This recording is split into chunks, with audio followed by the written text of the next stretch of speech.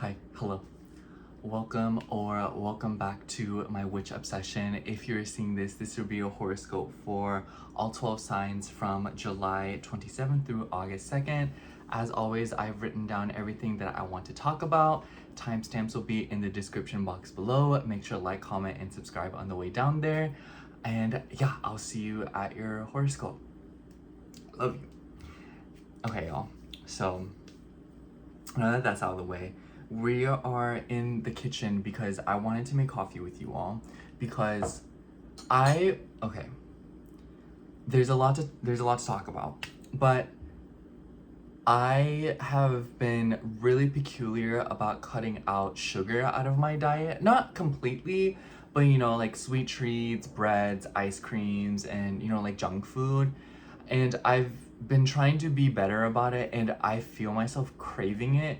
But I find that with this stuff, the farther I get away from it and the more I look for alternatives, the more I just get tired of it and I just don't look for it anymore, which is a really nice thing. So my point is that I want to make coffee with you all because I bought the stuff to make a coffee, because I don't know what is going on between the coffee being made when I actually go to a place like Starbucks and me getting the drink that is just there's 17 billion grams of sugar. So here's what I did.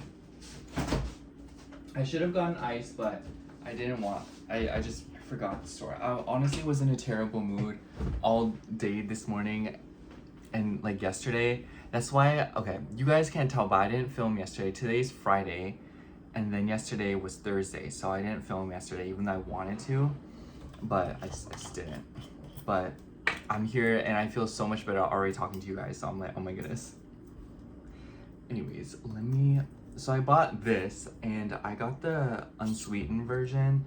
Girl, tell me why I looked at the sweetened version of this. One serving, how much is a serving of this? Serving size 12 fluid ounces. What, that's like a grande? It was 16 grams of sugar.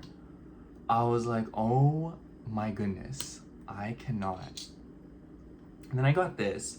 I was attracted by the carton, I'm not gonna lie, but it's dairy free, which I suppose is a good thing for me as well, but that didn't really matter to me. But because I feel like oat milk is such a scam. It's just sugar. Yeah, it tastes good. And so I was just thinking, okay, just a little bit of this. And then one of the people that I broke up with, they left this straw here. It's nice. It's metal. So I wanted to use it. Don't tell him though. I didn't want too much coffee, so let's see. Shoot, I forgot. So another thing that I did was I got honey because I have yogurt in the morning, and I find that I kind of messed up a little bit because I got this granola, and the granola that I had before this was it wasn't sweet enough for me, but this one is very berry, and it says sweetened dry strawberries and blueberries. I cannot believe I did not read that in the store. So this has quite a bit of sugar in it. It has 16 grams per 3/4 cup. I was like, that is wild, but I still put honey on it, and I shouldn't have done that, but I'm grown, I'm young in turn. But I'm gonna add this to the coffee because I feel like honey would at least be a better alternative to just flat out sugar. At least. Because I was like, I don't want to completely cut sugar out because I don't know, I really do like sugar, but I wanted to ingest it at a more consistent rate, but I think that this will be a nice alternative. And I don't want to drink too much coffee either, you know what I'm saying? So this is a nice way to kind of control it. And also it will be a lot cheaper because this was $10, which is about the price of one cup. And I don't like to get it too much of a predicament about the pricing of things, because it's just if you want to buy an $8 coffee, buy it. I'm not above that. However, I am saying that I feel like there's a certain point where it's not really getting the job done, If you're spending $8 on that coffee better keep you up all day, slay the house down, boots Houston, you'd be deceased. You know what I'm saying? but it's just not even that good sometimes. I'm trying to make sure all the honey's dissolved, but at this point I'm kind of over it.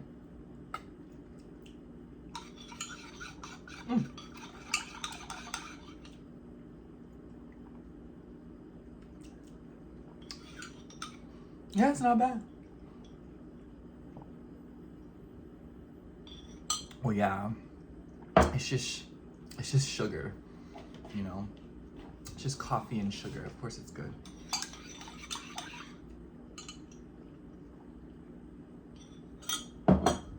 But I knew I wanted a little bit of a pick-me-up today because I've been ruminating a lot about my relationships because for me, I care about my career, and I know that my career is like a valuable like facet of my life, and I pay attention to it. But I feel like I'm very go with the flow with my career. You know, I think how I feel about relationships is how I should feel about my career, but I just don't. Because I'm not afraid to be perceived. I care about myself, and I don't feel the need to prove myself to like a corporate world or like businesses and places, you know? I think that my labor and my willingness to try and be consistent is so like valuable, and you can't just find that in anyone. And because of that, I'm like, I don't feel the need to compete with people and fight over spots and, you know, like do stuff, you know? And I don't mean that in a way where I'm inherently above it, you know, like I'm not above it. I'm just saying that I think I would be very scared to, because I feel like career takes so much time, you know, like all that school, all that work, you know? And like, that's why I also knew that if I was going to go back to school, it would be because I wanted to go back, not because I felt like there was like something pushing me to do it and I didn't want to do it. Like my family would always tell me go back to school, and everyone would be like, oh, you should go to school. And I knew that there was credence to what they were saying, but it always feels like it's tinged with a little bit of regret. And I don't feel like I owe anybody that emotional validation or like that emotion. I don't know what even that would be, you know? But I don't feel like I owe that to anyone. Unless it's my brother, because my brother, he had told me I really want you to go back to school. And that was like, or he suggested it. And he's like the only person that I feel like I will listen to a little bit, just because I genuinely, okay, that's like a topic and another thing I want to talk to you all about. I'm hoping I don't go above 20 minutes for this, but I'm sure you wouldn't mind, but you know. Anyways, so because of that, I just don't feel very attached to my career. I care about it and I want to do big things and I want to make a lot of money. But at the same time, I just don't believe that it is what everybody tells me what it is, you know, like there's people out there that don't work at all and they have like billions like given to them like every single day, you know. It's just like a trap, I feel. I don't know. I know a lot of you all care about y'all's career, and I really like being around that too, and I love connecting with you all because of it, because I feel like because of that, like a lot of my friends and stuff, like I feel like we're all very career oriented, or I feel, I don't know. Anyways, I just think about that because like a lot of people tell me like, oh, like I don't think I could do like videos like you do because I'm afraid to be perceived. And it's like I think about that a lot because I'm just not afraid to be perceived, because I've been perceived all my life because my parents own a business, and you know, like people have commented on me, like made fun of me and said stuff to me, and I just don't feel very like offended by it, you know. You know, as a kid, obviously, it hurt my feelings and like irritated me. But now, like as an adult, I'm like, oh, I don't care. Because especially like for those of y'all that have been around for a while, when I started first posting on TikTok and I started gaining more views, people always just like comment on my skin, and it's just like, I don't know. I felt like it was very immature because it's like these are like grown people and they're like commenting on my skin, like that's crazy. But anyhow, so I want to talk about my love life because I don't know how you all Pluto first housers feel, but I just find it very, very, very hard to get along with a lover and with people, because when I look back on my relationships, I know that every single one of them could have dragged out for a very long time.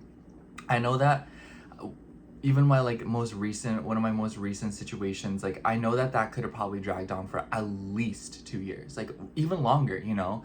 Like I know that we could have stayed together for a very long time, and I know like none of my exes have ever given me the impression, like looking back, that they wanted to leave me and that they, you know. But like for me, I'm scared of me abandoning myself, you know? Because I'm just so used to being alone, you know, like even as a kid, I had to fend for myself a lot. Like I had to learn how to cook, clean up after myself, clear up my tracks, and learn how to figure stuff out. And like when I turned 18, like I moved to California by myself. So I also had to fend for myself at that point, and I had to learn a lot of things like the hard way. And that's kind of how I like it.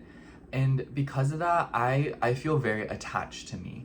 I feel very connected to me, and I'm very, very scared of being with somebody who will let me down or make me feel like I am abandoning myself. Like, I'm very terrified of self-abandonment.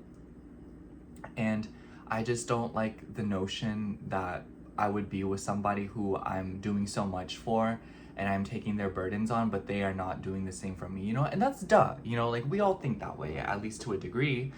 And so because of that, I don't know, like it just makes me feel bad about myself because I'm like, I think I'm very mean.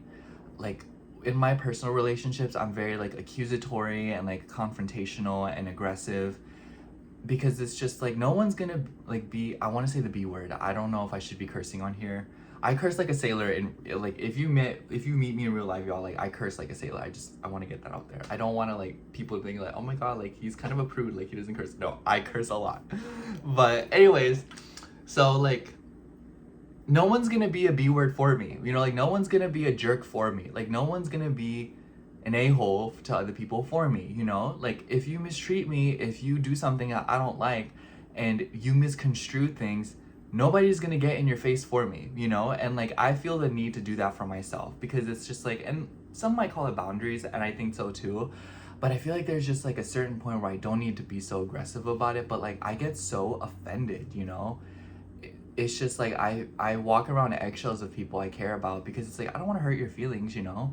And when people say that I've hurt their feelings, I take full responsibility and I feel immense guilt because I never want to hurt people's feelings.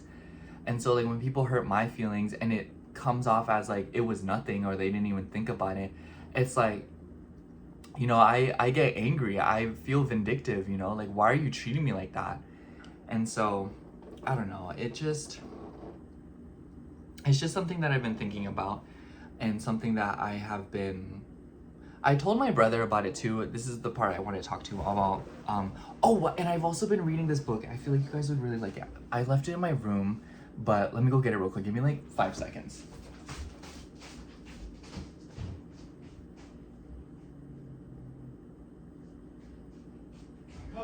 Come. On the way.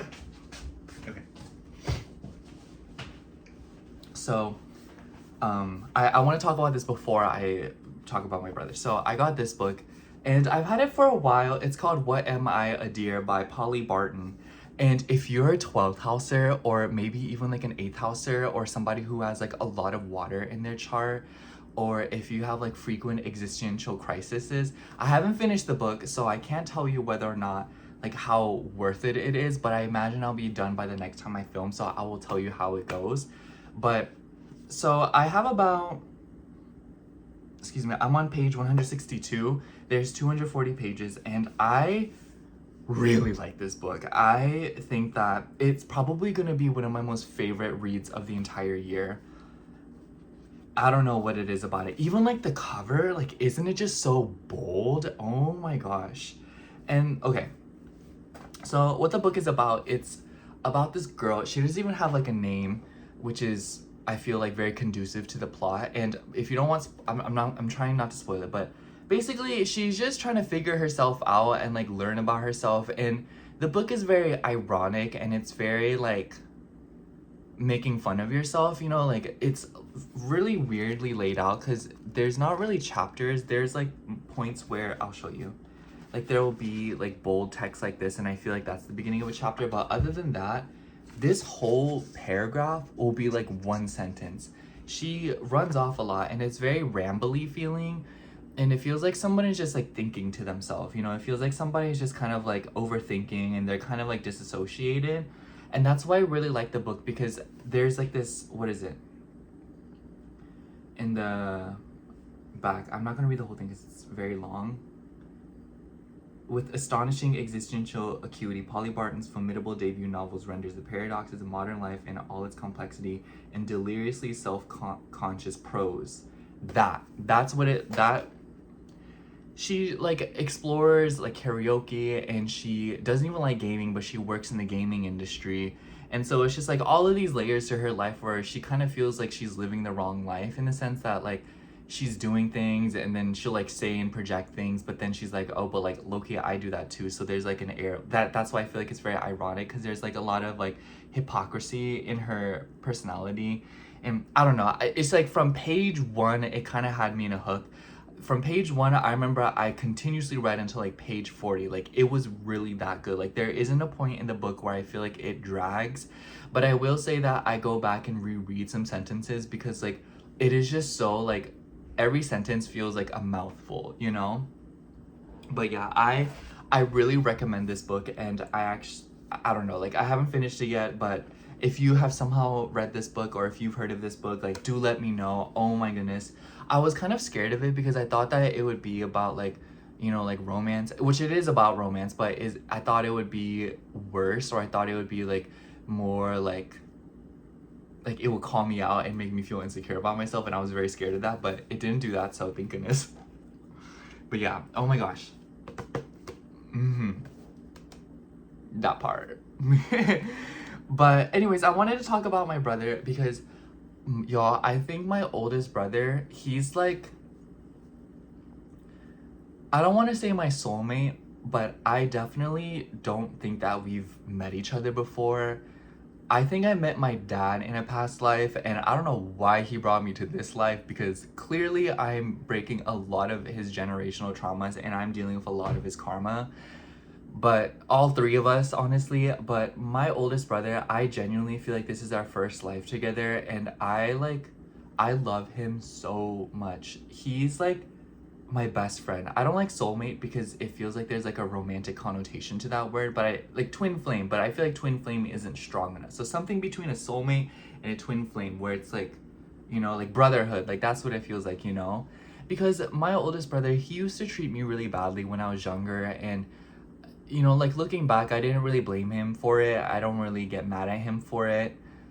I do feel hurt by it, but I don't blame him for it, and I don't hold him against it or anything anymore, because I can tell that he feels a lot of pressure and he was navigating a lot of things, and clearly our dad did not set a good example, which isn't his fault either.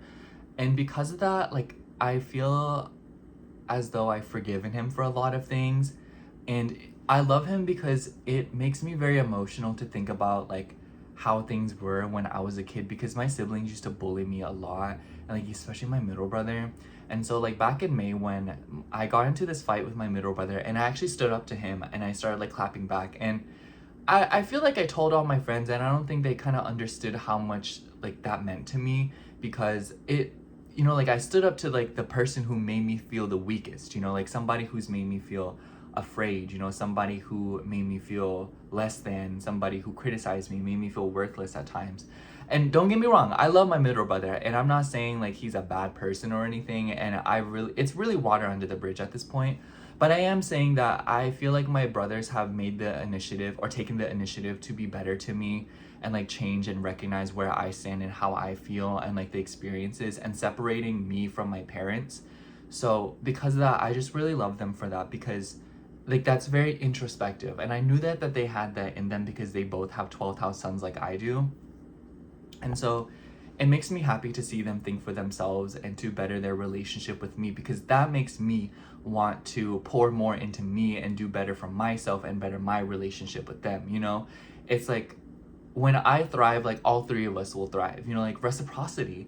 And so that's just something that I've been thinking about a lot.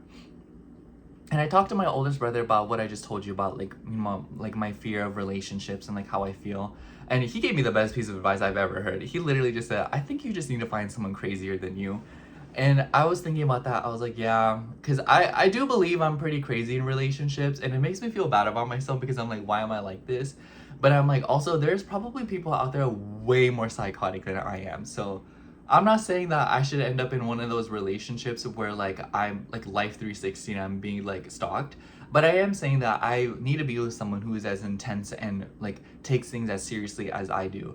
Because like especially like when it comes to communication, I'm either the person where it's like right then and there we will hash it out and I will come for your throat, or I need like a few business days to cool down, we can talk about it, depending on what kind of person you are, you know? And as of late, my relationships have gone that like the minute I'm offended and then I take space and then they invade my space and then that's when I hash out. I'm like, please stop. You know, so I think that these are very like complicated feelings in my opinion, because I feel like everyone else, they'll have like daddy or mommy issues, but I feel like I have like brother issues because like they really impacted the way I approach like my social life and the way that I interact with men, because like they have instilled in me that all men are like dicks. But now I have gotten over that, at least to some degree, and I'm not as reluctant and as cruel to men anymore, which I really like that, because I feel like it makes me nicer to myself as well. Like I feel better. If I feel better, I'm nicer, and if I'm nicer, then everything goes smoothly, you know? Have you heard that audio? Is that hair? If it is, it's my hair, so. But yeah, I would imagine that I won't be able to find anyone who's seriously like meant for me until I'm older, especially because my Saturn's in the 7th house. And I am determined to be with somebody, you know? But I feel like I'm too obsessed with my love life. Like I feel like I'm too obsessed with relationships and like too into it. And I feel like I do that because like I run away from myself and I'm trying to escape something in my life. And because of that, that's why I feel like I've been trying to invest more in myself, you know, like doing this. I want to take piano lessons. I want to like work out, be more athletic, and I've been doing that. And I want to I'm going back to school, you know. So it's like I want to invest more in myself and focus more on my life and be more confrontational with myself. And I feel like that will help me detach from my love life just a little bit. Also because like I've never been in a relationship that made me feel like, hey yo, like this person, like they have like, you know, it always just feels like I'm compensating, you know, and it's very annoying because I already hate compromising, but I understand how important it is, so I do it. But then the other person doesn't do it. I'm like, hey yo, why is this low-key a waste of my time, you know? But yeah, I was feeling really sad about it, but now that I'm kind of like talking about it and ranting about it to you guys, I feel a lot better. You should have seen me yesterday. I was all like but today I'm like, oh my god, you know. Oh, I also got one more thing. Let me show you, and then we're at 22 minutes. We're past the breaking point. I got this. I needed a new cleanser, and listen to this.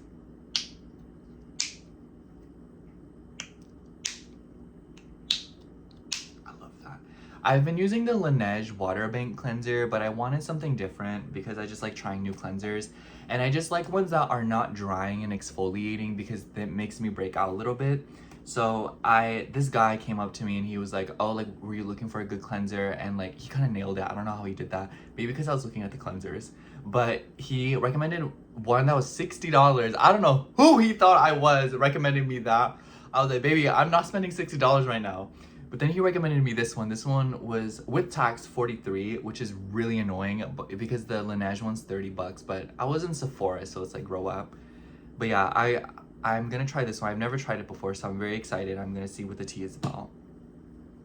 I also wasn't thinking about filming in here, but now that I'm just like here, I might film a few of the horoscopes in here. But I know I'm gonna film Sagittarius in my room because Sagittarius need to be in the cute room. Anyways, so I really want to talk more, but I don't want to take up too much time, so in the next video, or maybe I'll make a whole separate video, I don't know. But I'll see you at your reading. Thank you for listening. I love you. Happy Mercury having gone direct. Okay, starting out with Sagittarius rising. So hello Sagittarius. If you're seeing this will be a horoscope for July 27th through August 2nd. As always, I've written down everything that I wanted to talk about. But the highlight of this week is definitely this full moon in Aquarius, and it will be conjunct Pluto, so it will be quite the powerful full moon. And we will also see a Jupiter Cazimi at the same time this week. So I definitely think that this will be a week where you are seeing a lot of movement, especially if you're doing things with like higher education and trying to certify yourself in something, or if you are trying to travel and just expand your horizon in some way, shape, or form, whether it be literal or more, I don't want to say metaphysical, but like more emotional or spiritual. So I think that a lot of you are going on some sort of journey this week where you're being exposed to something that you are not inherently familiar with, or if you are familiar with it, you are expanding upon it, if you know what I mean. Also, wouldn't this be such a good thumbnail? I feel like because I'm wearing like a button shirt, I have to be like, okay. Anyways, and the full moon is taking place in your third house, and it's in a very light opposition with Jupiter as well. So I think that there will definitely be like travel stuff, and especially with like the traveling itself, you know, like cars, moving about, getting plane tickets. But this could also be related to your neighbors. This could be related to your immediate area. It could be that there's like construction and stuff going on. So like this is my thought process. Like the third house makes me think of like your immediate family. It makes me think of like your roommates. It makes me think of like your neighbors and like your little town or city or wherever you may live. It makes me think of like the transportation. It makes me think of your habits. It's this like the sixth house is what you have to do. You know, like you have to take your dog out, otherwise they're gonna pee on the floor. But the third house is I think I'm gonna do this today. You know, it's very that. So because it's sextiling your ascendant with Pluto, who is your 12th house ruler, it's first of all very important to not allow anxiety to kind of control your thoughts or self-sabotaging behaviors to influence how you are moving and communicating with people, as it may end up in like some sort of like disaster or destruction, you know?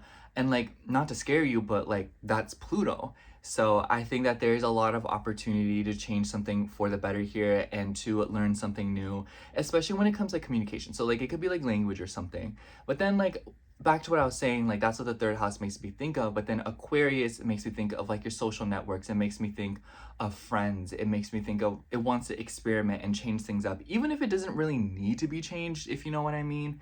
So I think that this full moon, there will be a flavor, especially with the Jupiter Cazimi, there will be a flavor of wanting to experiment with your everyday life in order to bring in something new and make it more interesting, bring more novelty. And I think that this is like a very great time to dive into new literature or to dive into new things like movies. You know, like Aquarius is very things that other people have invented. So it may be that a lot of you are somehow delving into the experiences of others in order to broaden your own. You know, this could even just be like an interesting interaction with another person, but definitely for sure, I think that the full moon, you'll be very busy. I didn't even write down when it is, so apologies for that. But I know it's in the first, like the beginning of the week. I think it's like on the 28th. So it's like, I think that's why I didn't write a lot of the dates, because it's literally just like the beginning, you know, like the week kicks off this way. So I think that a lot of you, your mind will be very, very, very overactive this week, Sagittarius. So definitely keep busy, and there could just be themes of going out with friends, and you know, like Aquarius is like audience. So a lot of you could be publishing or performing something this week, or kind of like putting yourself out there in some way, shape, or form, or maybe that you are attending something where another person is doing so. But I think that with Aquarius being in your ninth, or excuse me, Leo and like your chart ruler being in the ninth house, it makes me think that a lot of you are being put in a position to like learn, like teach others something, or it could be like something about mentorship. And then Venus will also be in a square with Mars this week. And this is very mercurial, but the nice thing is that I think that this will very much kickstart Mercury having gone direct in your 8th house, and Venus and Mars are both in Mercury ruled signs. So there could be some tips this week when it comes to like defensiveness and emotionality, but I also think that this is based on something that's already happened. It makes me think that something about your career, your status, or something about your jobs, maybe there's like a delay in communication and responsibilities. Maybe there's like something about like workers, maybe there's something about like children, maybe there's something about like your interpersonal relationships, especially if you're going through like legal matters, or if your job or legal matters matters with like a personal connection and you're going to a bigger system for it, like this could be that you are sorting that out in some way, and it could be through the communication, and it could be through like payments, debts, and money. But I also think that Venus squares Mars could be really highlighting your relationships and how it relates to your routine and responsibility. So just kind of look out for people like dumping their stuff on you or like dumping their responsibilities on you, and also take care of your health. I definitely think that this could be a week where it's a good time to detox and release things as opposed to holding on to things. You know, like Virgo wants to clean up and organize, whereas Mars just naturally likes to detox. And because they're in mercurial signs, it will probably be something related to like technology or like a minuscule detail that you are trying to remove or add into your life to better help your mind. And because Mercury is in your 8th house, I would imagine it's related to your sense of emotional security. And in the second half of the week, I really like it because the moon will move through Pisces. It will square Mars, Uranus, and oppose Venus, but then it will also trine Mercury. So I think the second half of the week, first of all, if you've got water issues in your home, definitely time to address that. But I also think that with the trine to Mercury, there will be pleasant conversations between you, family, roommates, or maybe even people from your past, especially if you have had a partner come back during Mercury retrograde. This could be a time where there is conversations that you are having with people whom you haven't had a conversation with in a very long time. But with that square to Mars in opposition to Venus, I think that there will be a tiff between you and other people when it comes to values, especially when it comes to service, your time and your energy and your resources. So I think that the best way to say it is that communication and being raw with your emotions is truly the best way to go.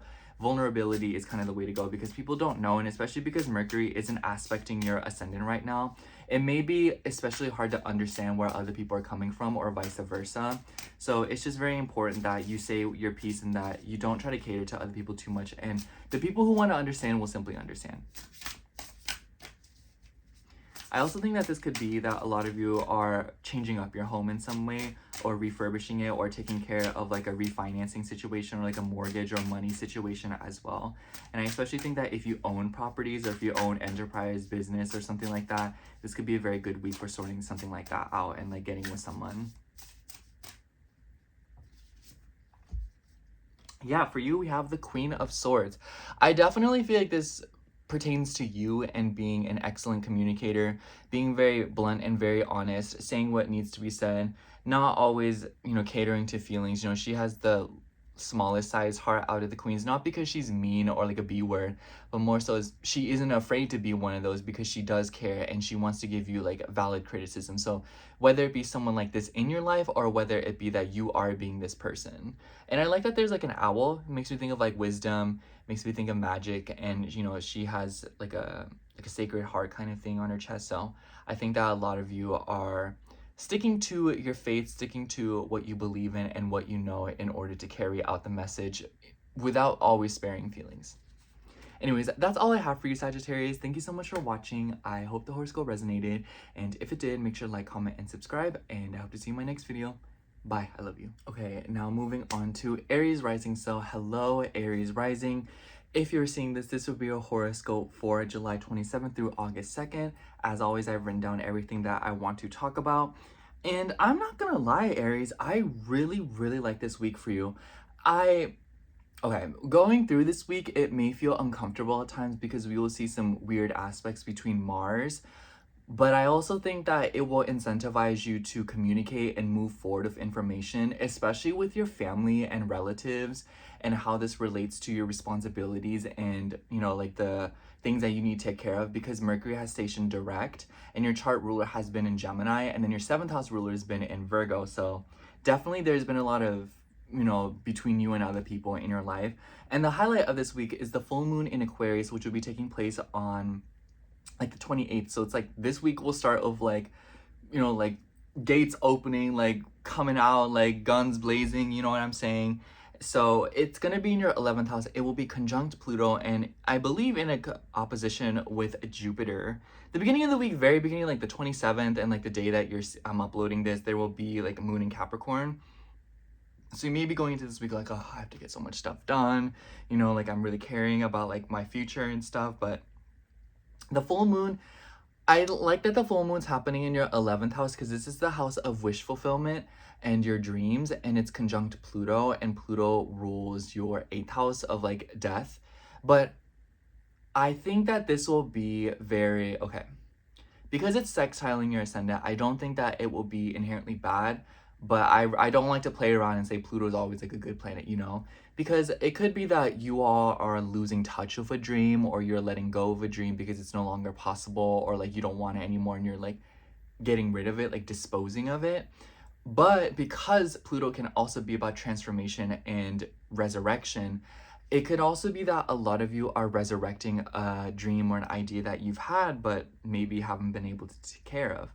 And especially because Jupiter will be conjunct the Sun and we will see Venus come into square with Mars. Like, you will be feeling this as the week starts because these are like slower moving planets. So like as the week progresses, you'll just feel it more and more. And that Jupiter Cazimi in your 5th house makes me think that, especially if in opposition to that full moon in your 11th, it makes me think that a lot of you are realizing something about yourself or getting news. Maybe some of you are getting news of like traveling and opportunity, like a once in a lifetime opportunity could be coming towards some of you all this week. But for others of you, I also think that a lot of you are just having some strong revelations about what it is that you want to do with your future and what horizons that you want to step into to explore and expand. And I think that this will be very fun for you. And, you know, like Jupiter expanding isn't always, like, it doesn't always feel so great, you know, like growth doesn't always feel amazing. Sometimes it hurts. And so that's why I'm saying like this week might have like a little bit of a tinge to it, because it's like you're getting something that you may want, but it may kind of like cause some pain. And I think that because all of this is forming harmonious aspects to Saturn, because it's in like air and fire, I think that it will be an opportunity for you when it comes to your career, but it could also be related to another facet of your life. But I'm just saying career because I think that with Saturn in your 1st house, a lot of you Aries risings have been hyper fixated on your career. So take that for what it is. But if you're wanting to do that for your love life, or like if you have other dreams of like your social networks, friends, and having a following or being a part of something bigger, I also think that those could be relevant for you as well. And with that Venus square Mars, Venus is in your 6th house and it is in a square with Mars in your 3rd house, which is very important because I think that this week there will be a huge rearrangement of like services and work. And now that Mercury is direct in your 4th house, especially if you've been doing things like moving, trying to get your home renovated, getting cleaners in, or like get people into like, you know, do something to your home, or if you've been trying to do something to your home, or if even something has required fixing. And it could even be related to your car. It could even be related to another aspect of your life where you're trying to fix it and take care of it.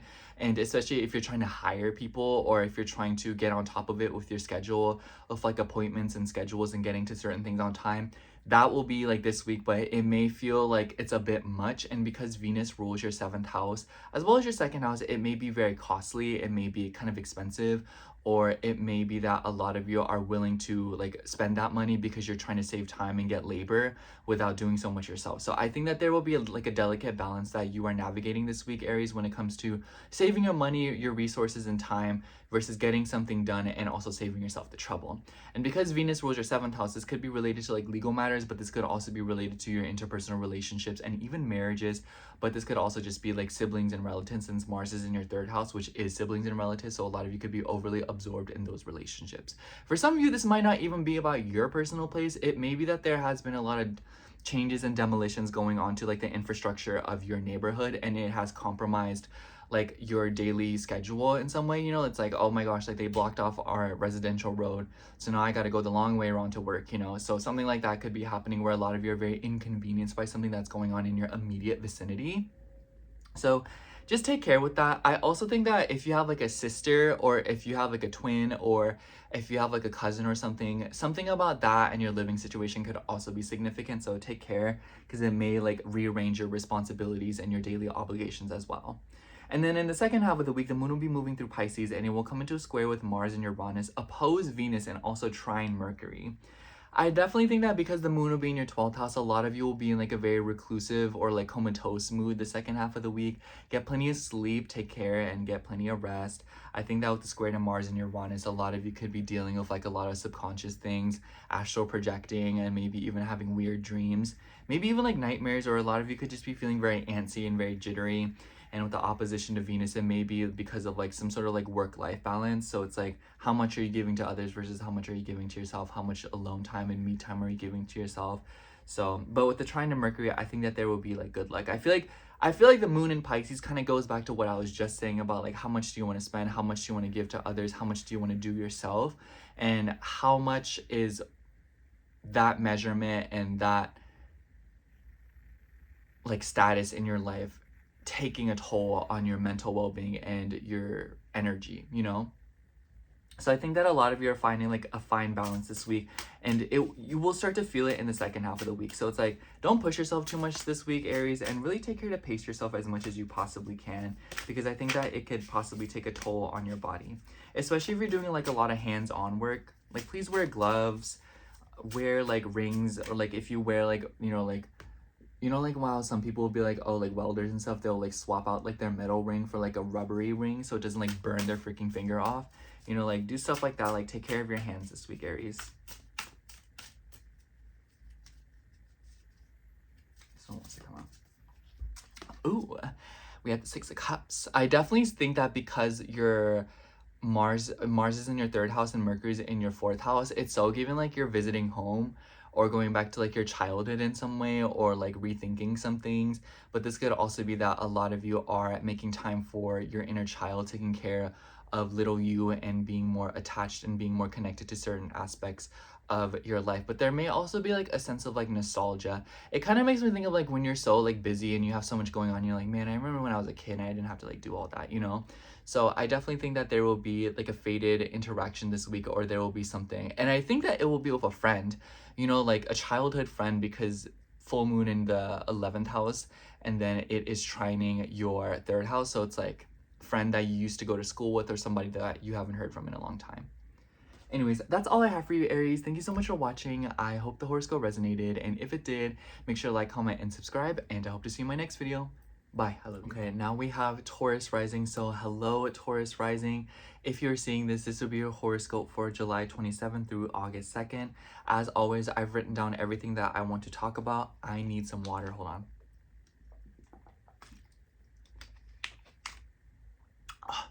Much better. Anyways, Taurus, I think you will be feeling it this week. Can I be honest? I don't know how much you will like this week, but I do think that there will be something about it that makes you grow, and it will. And stop. Okay, stop. I already know what you're saying right now. Like, go ahead and keep playing the video. Please stop. I'm not arguing with you. Stop. Don't even try to get that last word in. I heard you. But anyways, so the reason why I feel that way is because we're going to see a full moon in Aquarius on like the 28th. So like as this week begins, and it will be in your 10th house, and it will be conjunct Pluto. Pluto is your 7th house, and this is squaring your ascendant. So it's forming like almost like a T-square in the top half of your chart. Not really, but it is like highlighting a very public area of your life. And the reason why I feel like you wouldn't like this is because it may cause you to redirect you in some way. Because Aquarius makes me think of like our friends, our social networks, and who we are associated with. And Pluto is your relationships and other people, and in your 10th house of your status. So it makes me, and Aquarius is also about like our hopes and our dreams and like what we want to accomplish. It's like, so it makes me think that for a lot of you all, there's something going on this week where be careful who you are associated with. Be careful who you let around in your personal life, especially with like the Jupiter conjunction to the sun in your 4th house, which this full moon will be opposing. So it's like, be careful what you tell people, and like be careful how your business gets out there, because I think that this will be one of those weeks where it's like you tell one person, it will spread like wildfire. But I say that you won't like it because it's a lot of change, but then simultaneously, I feel like after you get through this week, you will really like what happened, because I think that this full moon will incentivize you and push you to make a change in another part of your life. And because Uranus, the ruler, is in your 2nd house, and Saturn, the traditional ruler, is in your 12th house, I think that it will help you establish some sort of like autonomy.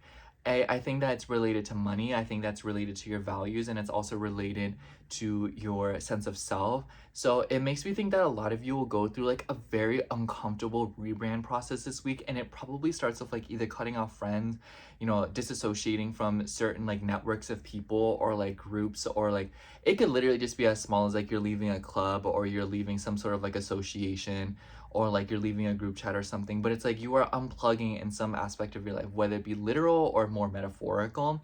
And because of that, I feel like it will be a new beginning for your brand, because I have noticed that a lot of Taurus placements have been feeling kind of stuck with where they are and wanting to rebrand and change things up. So I think that this week there will be a major opportunity to do that. And with Jupiter, the Jupiter Kazemi in your 4th house, it begins with your home, your personal life, your family. And you know, like Jupiter and the sun, it makes me think of like the father, it makes me think of the husband. So it could be related to men in some way for some of you. Not like it's you're getting with a man or anything. If y'all want that, you know, like set those intentions.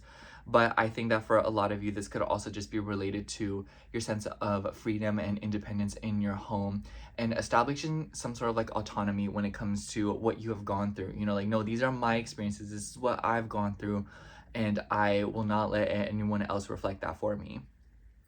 Another reason is Venus will also be in a square with Mars. Mars is in your 2nd house, Venus is in your 5th house. Be careful of over shopping this week. I definitely think that this could be like, oh, like I'm just gonna go to this store, you know, and then you spend like $50 billion on like a workout set, cleaning supplies, you know, something else that you like want to, you know, like don't buy things this week based on how productive it will make you. Be productive and then invest in that. Do you see what I mean? Don't buy something and then hope that it will incentivize you to do something. Other way around, do something and then buy something to reward that in you, and it will, like, you know. So definitely keep in mind that. And I say workout stuff because Venus is in your 5th house in Virgo. So it's like a lot of you are finding a lot of pleasure and joy in life improvement right now, and health matters and taking care of yourself.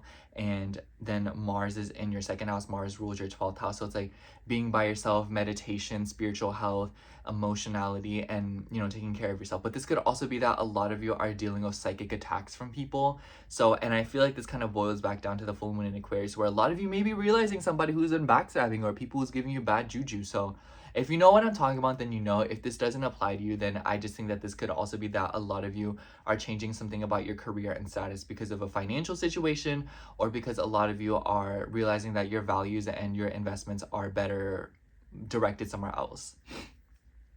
And then in the 2nd half of the week, the moon will be moving through Pisces. So it will be moving through your 11th house, which I really like. I'm not gonna lie, because it will oppose Venus, square Mars and Uranus, but also trine Mercury. And I really love this trine of Mercury because Mercury is in your 3rd house, and Mercury is very familiar with the 3rd house. It's sextiling your ascendant.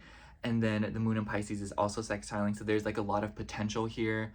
There's a lot of potential to initiate something, especially with like social media, friend groups, talking to people, especially if you're wanting to get around people who are sensitive and emotional and receptive like you are, people who will nurture you, water you the way that you water them. This is like a very good week to put something out there of that intention, like posting something, you know, going to like a group or like a network or something. But be wary of like the shadow side of this, you know, like be wary of people who are codependent or people who use addiction and substances as a means to deal with difficult emotions. Be around people who are artistic, creative. I think that the 2nd half of the week, really good time to do things like, and because you're already wanting to spend the money, so you may as well spend it productively. Like, I can't tell you what to do, because this is just like entertainment purposes, but also because you're a Taurus rising. Like, the minute I told you what to do, you're like, okay, that was nice, but moving on. But you know, I would do things like go to a museum, go to, like, if you insist, like maybe like a sip and paint or something of that nature, especially with the opposition of Venus in your 5th house. It may be something like a little bit out of the ordinary, something that you're not really used to trying, but because Venus rules your 6th and your 1st house, it's like self-care, you know, like this is a very good week to try new things when it comes to self-care, especially if you've been doing the same thing of like how you do self-care and it hasn't really been hitting lately. This is a very good week to like explore and try new stuff, especially with like services and whatnot. So a lot of you could be trying like new restaurants, or a lot of you could be, you know, stepping into new horizons.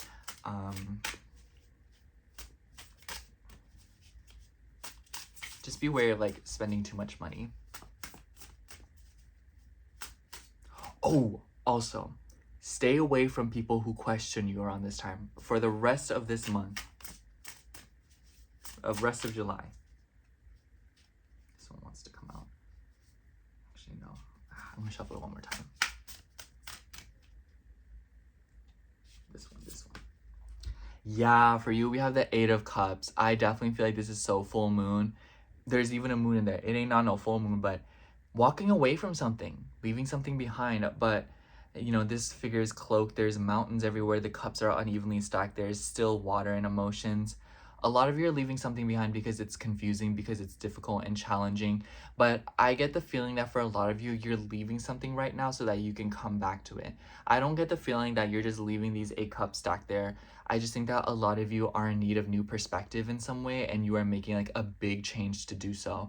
And I feel like that's very like Jupiter Kazemi in your 4th house, where a lot of you are saying, you know what, I think I need to get away from this, or I think I need to move away from this for a little bit and think about it and meditate before I come back and come up with a new plan of attack. So this week is all about perspective and, searching for it. Anyways, that's all I have for you, Taurus. Thank you so much for watching. I hope the horoscope resonated, and if it did, make sure to like, comment, and subscribe, and I hope to see you in my next video. Bye. I love you. All right, now moving on to Gemini rising. So hello, Gemini rising. If you are seeing this, this would be your horoscope for July 27th through August 2nd. And I praise whatever's out there. Mercury is finally direct. I think that you all had a little bit of an easier time with this Mercury retrograde than some others for some reason, even though it's literally your chart ruler. But anyways, Gemini, the highlight of this week is most certainly the full moon in Aquarius, which will be taking place on the 28th. And for you, it will be happening in your 9th house. Yeah, so a lot of you could literally just be traveling, but because Aquarius is kind of hypothetical and it likes to experiment and think ahead, a lot of you could be planning to travel, a lot of you could be planning to go back to school, a lot of you could be trying to commit to something bigger. Aquarius also makes me think of like groups, makes me think of like clubs or like establishments where, there's just like people and collaboration going on. And with like it trining your ascendant Gemini, it could also be that like you're joining like an online group, or you are looking for something. Like it could literally just be that you are looking for some sort of application, or you're trying to become a part of something, very literal. But a lot of you, if you're in school, this could be that you are looking for some sort of group or person in there, like a mentor. But I also think that because Pluto is involved and Pluto rules your 6th house, this could be about responsibility. So it may be that for some of you are trying to get your foot in the door or something and trying to get a job. But maybe this could also be more hypothetical because the 9th house could also be about your beliefs and philosophies. So it may be that a lot of you are rearranging this aspect of your life as well. And it may be very, very influenced by the media and by the people that you are around. So definitely pay attention to how your ideas kind of interact with the people around you, because you may realize that your social networks and friends have like a big influence on this part of your life. So just keep that in mind. I think that this full moon for you will be very enlightening, and I think that a lot of you will start to have like some sort of inspiration or to kind of get back to something. Sorry, that was my iPad. But I think that this will be very nice for you, because it seems like to me a lot of you all have been feeling very drained or very sad, or in the sense where it's like you're not really sure where you're going with your life.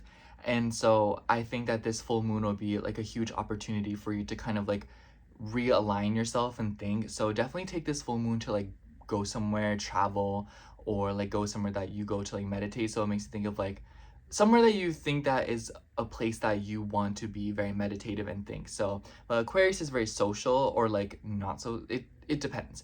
But it's like it likes to be around like people who are progressive thinkers as well. But this could also just be that you're wanting to go to a place where you're connected to something bigger. So like maybe like a museum or like a history place at school or something, I don't know. I wanted to say like churches or like monasteries, but this could also be for like, that's very 12th house as well. So it really depends for you. But my point is that go somewhere where you feel comfortable being yourself and really meditate in your likes and your loves, and where you may fall into trends or like places where you can be part of something bigger, And we will also have a Jupiter Kazemi on the, I actually don't know, but like you'll probably feel it throughout the course of this week, like the beginning, and it will be in your 3rd house. So I definitely think that an air of travel will be present. A lot of you could be moving long distances, or this could be related to, for some reason, like schools and like dorms for some of you. But for others of you, I also think that because this is like your 3rd house, you could be like teaching or like gaining a mentor. But Jupiter is also your 7th house. I noticed that a lot of you Gemini risings have been like, like trying to date or like get into like connections with people. And it's like, even if you're not trying to date, it's that point of like trying to meet people and trying to connect with people. And I especially think that's true with the full moon in Aquarius. It makes me think of like, I don't know, I feel like call me crazy, but like I feel like my iPad going off is so like, oh, like are y'all getting a message? I don't know. But I think that this is definitely a moment where a lot of you are just thinking very deeply about where you want to go. And because the third house is very local, it could be that there is new locations or new places to go for you in your local area. And it may be that a lot of you are delving into something that is near you in order to learn more. Or it could be that a lot of you are flying to somewhere that you usually go to and you're going to with like a new perspective. Another thing I want to say is that Venus will be in a square with Mars this week, and you're gonna feel this. Venus is in your 4th house, Mars is in your 1st house, and I've just noticed that a lot of you Gemini risings have had some issues with like a living situation, with roommates, with partners, with people whom you live with. Venus has rulership over your 5th house as well as your 5th and your 12th house. Sorry. So look out for like self-sabotaging tendencies, and especially when it comes to like romantic partnerships. I think that relationships have been very important for Gemini risings as of late, and in some way, shape, or form. Like I said, it doesn't have to just be about like romance. It could be anyone. I'm just talking in that like sense, you know? But I definitely think that because of the rulership to your 5th house, a lot of you could be trying to get out your inner child. But because Mars has associations with your 11th house, I think that this goes back to like what you want to do, what you want to accomplish, and what you love. So I also think that a lot of you are probably being a little bit more direct, and this may be causing some issues in like a social circle. So I definitely think that some of you all have had some tips with like friends and with groups that you're a part of, especially if you like work with people or if you're part of like a project or something. This could definitely be that, and it could be with a woman. Could be Venus. Could also be about like your relatives, like siblings and stuff, or somebody who you consider like very close to you. Or Venus being in your 4th house too, this could be related to like family as well, especially if you have been trying to like, okay, this is what this makes me think of. Venus in Virgo wants to improve and purify, and the 4th house is home and family. So it may be that your family has been trying to impose a burden or responsibility on you to purify you, or to like cleanse you, or to like convince you a way of living or something. And this may be very annoying for you. So definitely look out for it, because it could entail like conversations or like arguments. I wish I didn't do that. I like this. And then at the end of the week, the moon will be moving through Pisces, so like the 2nd half, and it will square Mars and Uranus, trine Mercury, and oppose Venus. And so I definitely think that the moon in Pisces will highlight your career or like your status in some way. Like that's where your heart will be in the 2nd half of the week. And I would just once again look out for who you are talking to and look out for who you're connecting with, because this could cause like some like issues of like communication. But the nice thing is though that the moon in Pisces will trine Mercury in Cancer. It's giving like bosses being more nurturing, more understanding. So if you need to take time from work, or if you're wanting to take a break from something, or if you're wanting to alleviate yourself, it may be that you're having to take away from like your personal life in order to help along your career, or vice versa, taking away from your personal life to help out with your career. But this could also be causing some sort of frustration, especially if you feel like your work or your job is like taking too much from you but not giving you too much. You know, Pisces is very self-sacrificing. So it could be that a lot of you are just kind of feeling like, oh wow, like this is taking away from me. So that may be what's kind of behind the full moon in Aquarius, where you're trying to break free, to cause more, like incite more freedom, and delving into like a belief or, you know, like certification program or something in order to free yourself and to gain more merit, gain more attention, so that you can get into something that is more worth your time and energy. Yeah, for you, we had the Ace of Wands. It definitely feels like a new beginning and like getting your spark back, realizing an aspect of your life that you want to get back into. This is also very passion, and this is like a very phallic card to me. So for those of you who aren't trying to get, like, isn't too focused on like your career and like getting your spark back and inspiration, this could also be related to your love life. You know what I'm saying? Like, what does that look like to you? Anyways, that's all I have for you, Gemini. Thank you so much for watching. I hope the horoscope resonated, and if it did, make sure to like, comment, and subscribe, and I hope to see you in my next video. Bye. I love you. Okay, now moving on to Cancer rising. So hello, Cancer rising. If you are seeing this, this would be your horoscope for July 27th through August 2nd. I was on my tablet just now. Oh my goodness, what would I do without it? I was having so much fun on YouTube. Anyways. So Cancer, this is a pretty important week. I've written down everything I want to talk about. Did I already say that? And I say this because there's going to be a full moon in Aquarius. Of course, Moonchild, we have a lot to talk about here.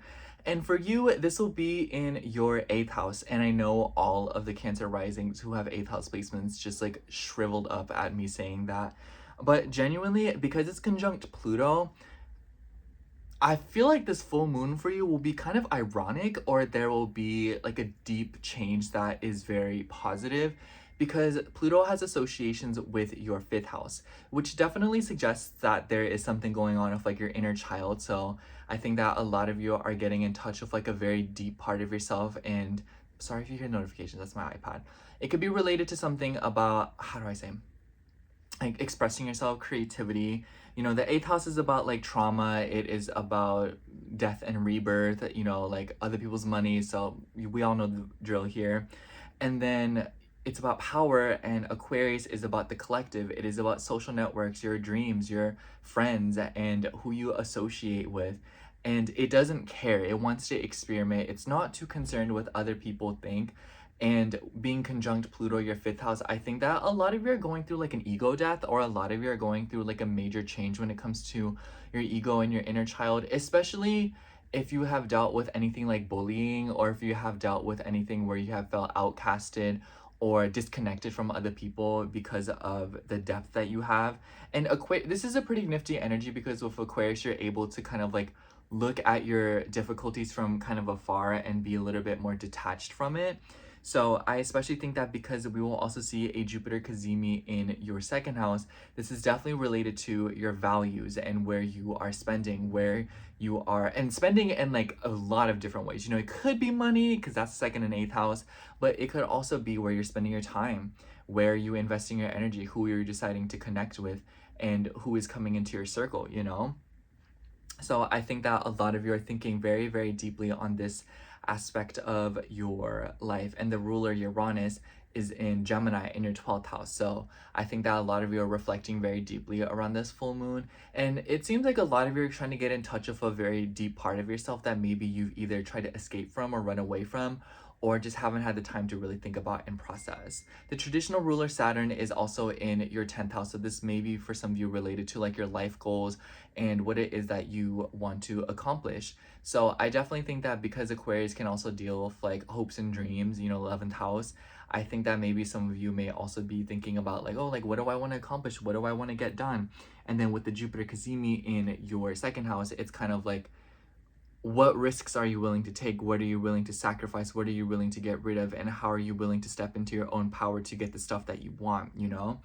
And how much are you willing to shine a light on that, you know? So it's like Leo is the performer and Aquarius is the audience. So Leo is in your 2nd house. So it's like, how are you willing to perform and step up to and shine a light on your values?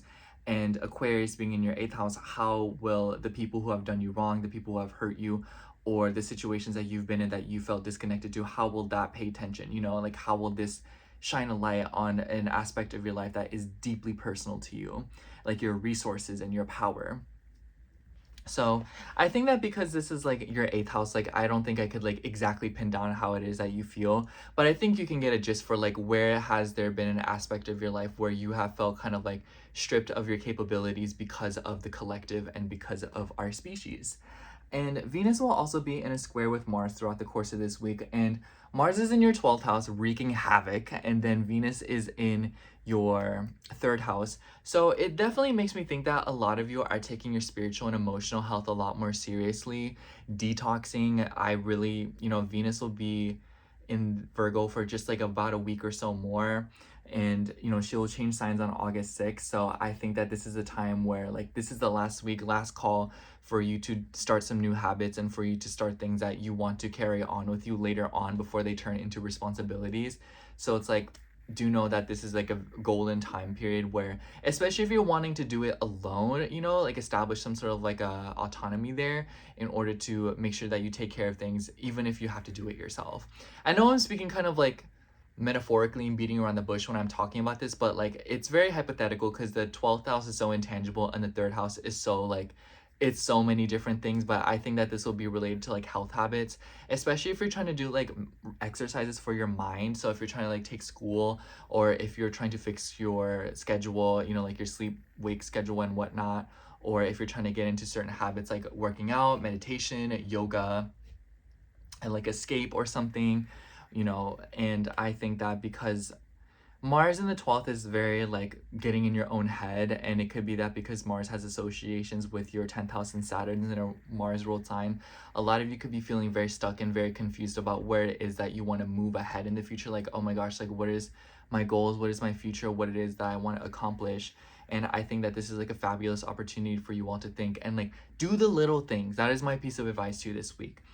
It is impossible to take on a huge goal at the time right now, and you may be feeling especially overwhelmed by this full moon because you may realize that there is so much to do and there's so much to accomplish, and there is so much more like energy, you know. So I think that this week is like a very good opportunity for you to start very small. So if there's like something big you want to accomplish, it will start with the small things, especially now that Mercury has stationed direct in your sign. So move ahead forward, but don't be afraid to just keep putting one foot in front of the other. You will get there. The second half of the week, I think you'll really like it because the moon will be in Pisces, so it'll trine your ascendant, it will square Mars and Uranus, trine Mercury, and oppose Venus, which just makes me think that at the second half of the week, very experimental attitude. A lot of you could be moving about, traveling, maybe even going to like a pool party or like going to the beach or something if you're lucky. But I also think that with the square to Mars and Uranus, it could be that a lot of you are traveling or going somewhere that you have never been before, which may be kind of somehow tied to the Aquarius full moon, especially if you're going somewhere that you've been before, like how the people there treated you or something. But I also think that this could be a shout with the Mercury trine that a lot of you are moving about your schedule in a different way and delving into something.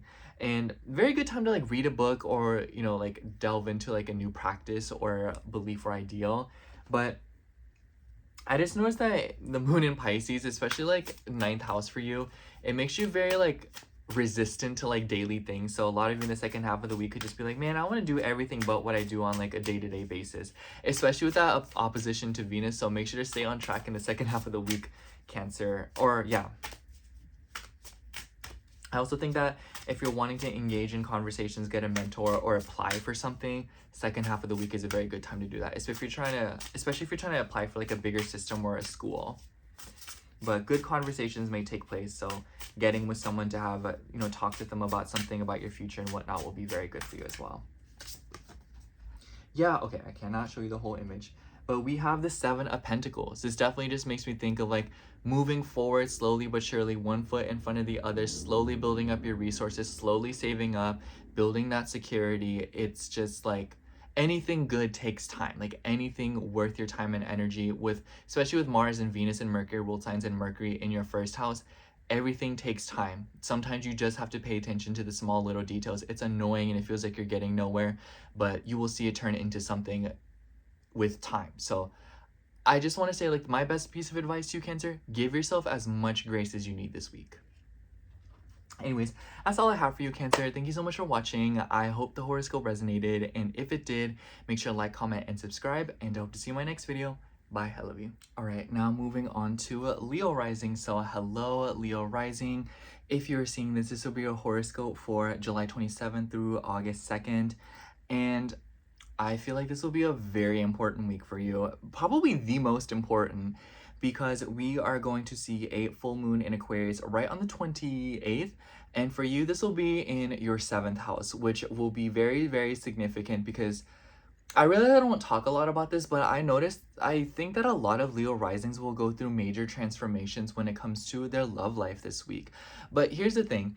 Pluto has associations, and Pluto's in the mix. It rules your 4th house of the past and deep-seated emotional patterns.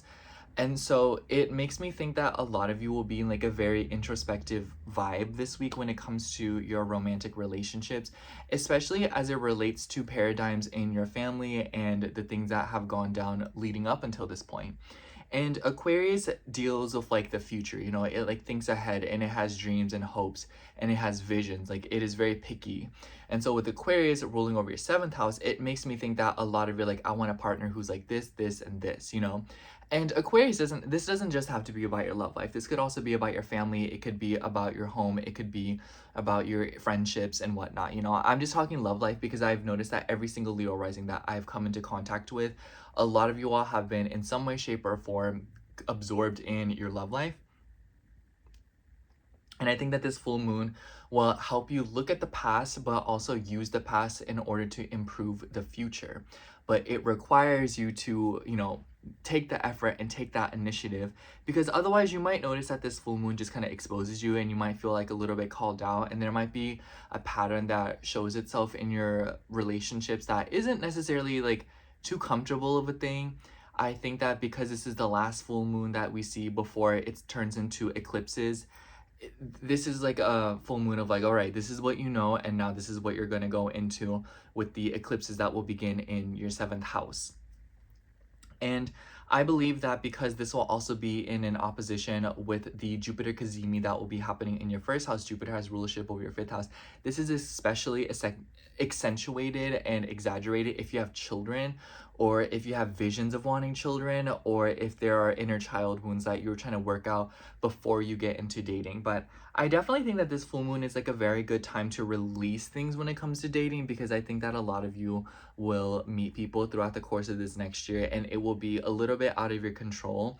And a lot of you may decide to be with somebody or settle for somebody, not like settle in a way where it's like you're settling, but in a way that's like, oh, like you will take it easy with somebody who is like an audience to you, you know, somebody who pays attention to you, somebody who admires you. So I think that there's a lot of good potential in this, but it requires you to be honest with yourself and what it is that you're looking for in a partner, and being very, very, very detailed, okay?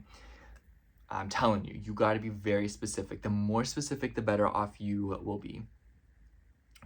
For a lot of you, this could also be that a lot of you are able to step into new opportunities and new horizons in your relationships, or because of relationships, because it makes me think of like the Jupiter Cazimi, like Jupiter's all about travel, conjunct the sun, your ruler. I think that a lot of you right now are like, okay, like I want to expand my horizons. Like I want to go somewhere that I've never been before. I want to try something that I've never tried before, be around people I've never been before, you know. And this could be the name of your relationships, but this could also be the name of something else. I think that this could, for some of you, be also related to business partnerships, or like, especially if you are trying to sort out something with like business and work. This may be a time where a lot of you notice something in like contracts and legal matters, or something about like the people that you are working with.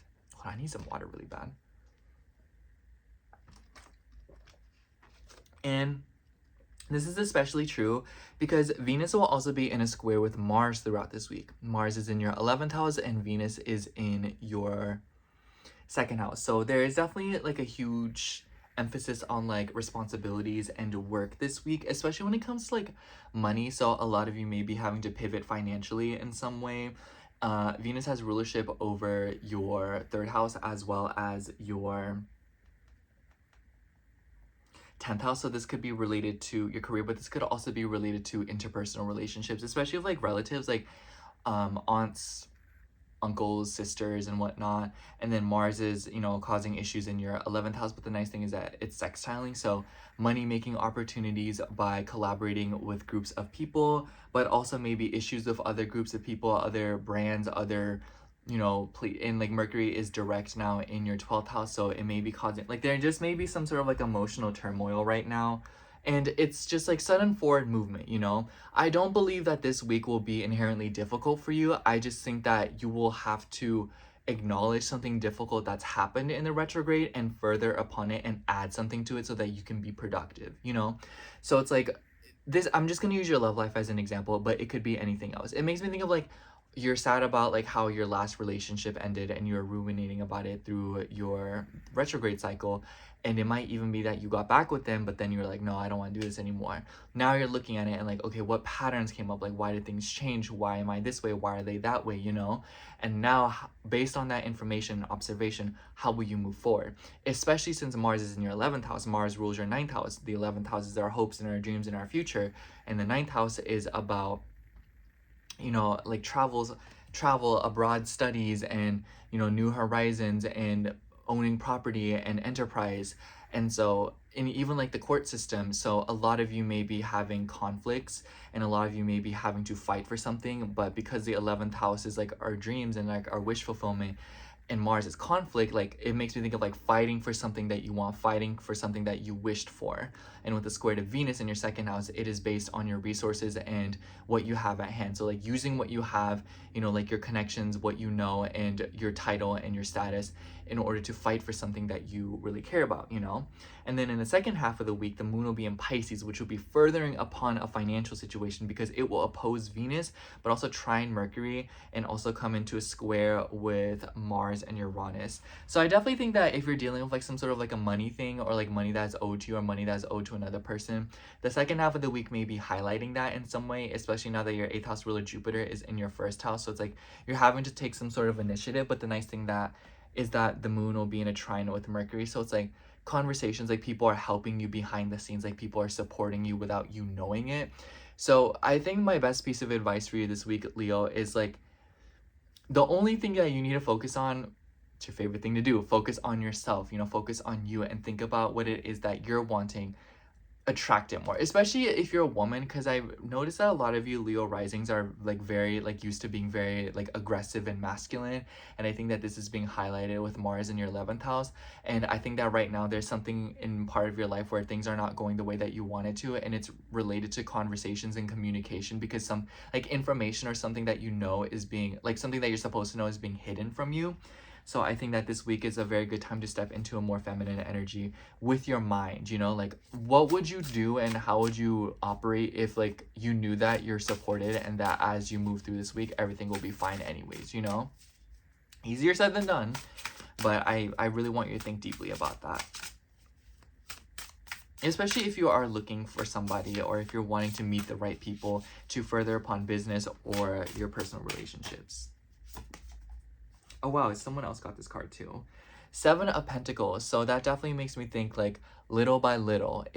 Sorry Leo, ran out of storage, but you know, steps will be taken. And I do want to say that in this figure, this woman she is pregnant, so it makes me think that there is like literally for some of you could be a baby, but for others of you I also think that this is about like a new project or new like idea transpiring in some way. And I think that a lot of you will come up with like a new plan of attack. I really like the synchronicity of like 7 of Pentacles, and we're dealing with the 7th house here, so it just makes me think that balance will be restored in your life, but it will be done so in like a very slow manner. And it may not always be like, you know, it's like pay attention to all the little details for right now. That is the best thing that I can say with two, you know, Mars and Venus both in a Mercury ruled sign and Mercury being direct. Like this is a time to organize what has been brought back up, and then as you do that, the next few steps, like it will be easier to move forward. I'm thinking of like Adele, like rolling in the deep, like count your blessings to see what you look for. Anyways, that's all I have for you, Leo. Thank you so much for watching. I hope the horoscope resonated, and if it did, make sure to like, comment, and subscribe, and I hope to see you in my next video. Bye. I love you.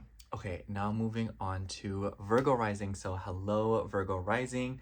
If you are seeing this, this would be your horoscope for July 27th through August 2nd.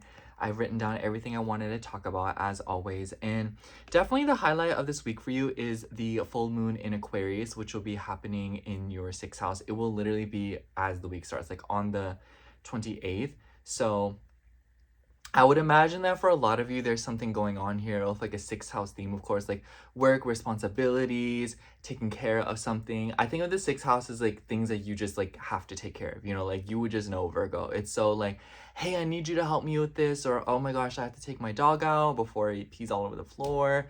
I need to take care, like my dog's just like losing weight, so I gotta take them to the vet. Or, you know, things like that. I'm just using those as very generic examples, but the point is that, and this is also about work, you know, like, oh, I gotta go to work, you know.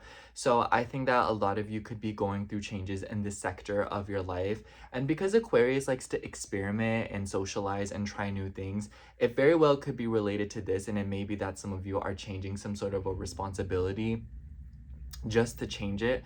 And there may also be something about your health and your well-being. And with Uranus being in Gemini, it could be like hands, but, and Saturn in Aries, so like maybe some of your like your head. But aside from that, I also think about how we will see a Jupiter Cazimi in your 12th house. And this will be like simultaneous, so it will be opposing this full moon, and it definitely seems like there's something going on. You have like a 6th and 12th house theme, boundaries, a lot of stuff about setting lines and saying no to things, but also saying yes to certain things. So I think that this full moon, it will be setting a tone in some way, in the sense that you're kind of like, oh, like, I don't know if I want to take this on, I don't know if I want to let this go. And it may be like a very long-term thing, it could be a short-term thing, and maybe like a temporary situation. And I know I'm kind of speaking very broadly here, but I think that a lot of you are on the precipice of either taking on more responsibility or shedding an existing responsibility, and it's in the name of like change and something bigger. You know, like Jupiter's involved, so it's expanding something, and it's in like your 12th house theme. So like in Leo, maybe it's just like, you know, like a lot of you are trying to get educated, a lot of you are trying to go to school, or a lot of you are waiting for results regarding school. So it may be that a lot of you are taking time away from responsibility to pay attention to that. But this could also be about like traveling and going on journeys, whether they be physical or spiritual. Or this might even just be that a lot of you are wanting to give more to yourself and have more fun and bring more pleasure. I also noticed that 6th house full moons are very small, in the sense that it might take away something that ended up being like, it's big in the sense that it's like a consistent thing, you know? So something small that you do every day, or something small that is required of you, you know, on a consistent basis, is either being removed or added. And it may be that like around this full moon, you won't feel it to its full effect. It may be a little bit sudden, it may rearrange something about your day-to-day life at first, but it's kind of like sudden, and then it dips down and then kind of goes back up. That's what I'm thinking. But, and because it's about like groups, Aquarius, and maybe some of you are joining like there's could be news about like a group internship, or like group interviews or something like that, or maybe even there's like changes and like responsibilities with your social circle, so that could be relevant for some of you as well. And then around, as this week progresses, we will see Venus come into a square with Mars as well, and this will be between your 1st and your 10th house, which definitely shows that because Mercury has stationed direct in your 11th house, you maybe, I know that a lot of you are like waiting back, or like waiting to hear from something, or a lot of you may be waiting on news, or there may be a lot of themes of a communication in some way. And because Mars rules your 8th house, it may be like, you may like depend on this information in some way. I don't know how to describe it. Like, so I also just think that because like Mercury, I'm just thinking Gemini and Virgo squaring each other, and then the ruler is in your 11th house in Cancer, like security in your future, like waiting on news, or like conflict of communication based on the future. It could be related to your social circles and your networks, but it could also be related to something about, you know, like I said, your future. It could also be related to a home, especially if you have applied for things. It could be related to leases and homes, but it could be related to other things as well. And I especially think that this is true if you're one of those Virgo risings, if you have initiated something before or gotten into something before, and like you were getting like back into it throughout the retrograde, like getting back to a friend, getting back to a dream, getting back to your career in some way. You know, it's like you're going to your career and then you go back to school. Do you see what I mean? It's very that, where a lot of you have rewinded in some aspect of your life to better something else. I know that a lot of you are very focused on your career right now because of all the 10th house stuff going on. But it could very much be something else, but I'm just using your career as an example. And because Venus is also the ruler of your 2nd and your 9th house, like I said, this could be relating to school in some way. But for others of you, this could also be something about like travel, like especially if your job is making you commute, or if there is a desire to invest more in traveling and expanding your horizons in some way. It may also be that some of you are investing in holistic ways of approaching your health and your well-being. And then in the second half of the week, the moon will be moving through Pisces, and it will square Mars and Uranus, trine Mercury, but then oppose Venus. And I really like the trine to Mercury. That's like the only reason I wanted to bring up the moon in Pisces, because it's going to be in your 7th house and it's going to trine Mercury. I noticed that when the moon's in Pisces, a lot of Virgo moons, or like Virgo moons and risings, you all tend to go on dates, or you all tend to hang out with somebody. So maybe in the second half of the week, a lot of you are scripting plans with somebody, going out, or spending time with another person. It could be a friend, it could be something else. Maybe it's like a with the square to Mars and Uranus, maybe this is like coworkers and like groups of people like that you work with or something like that.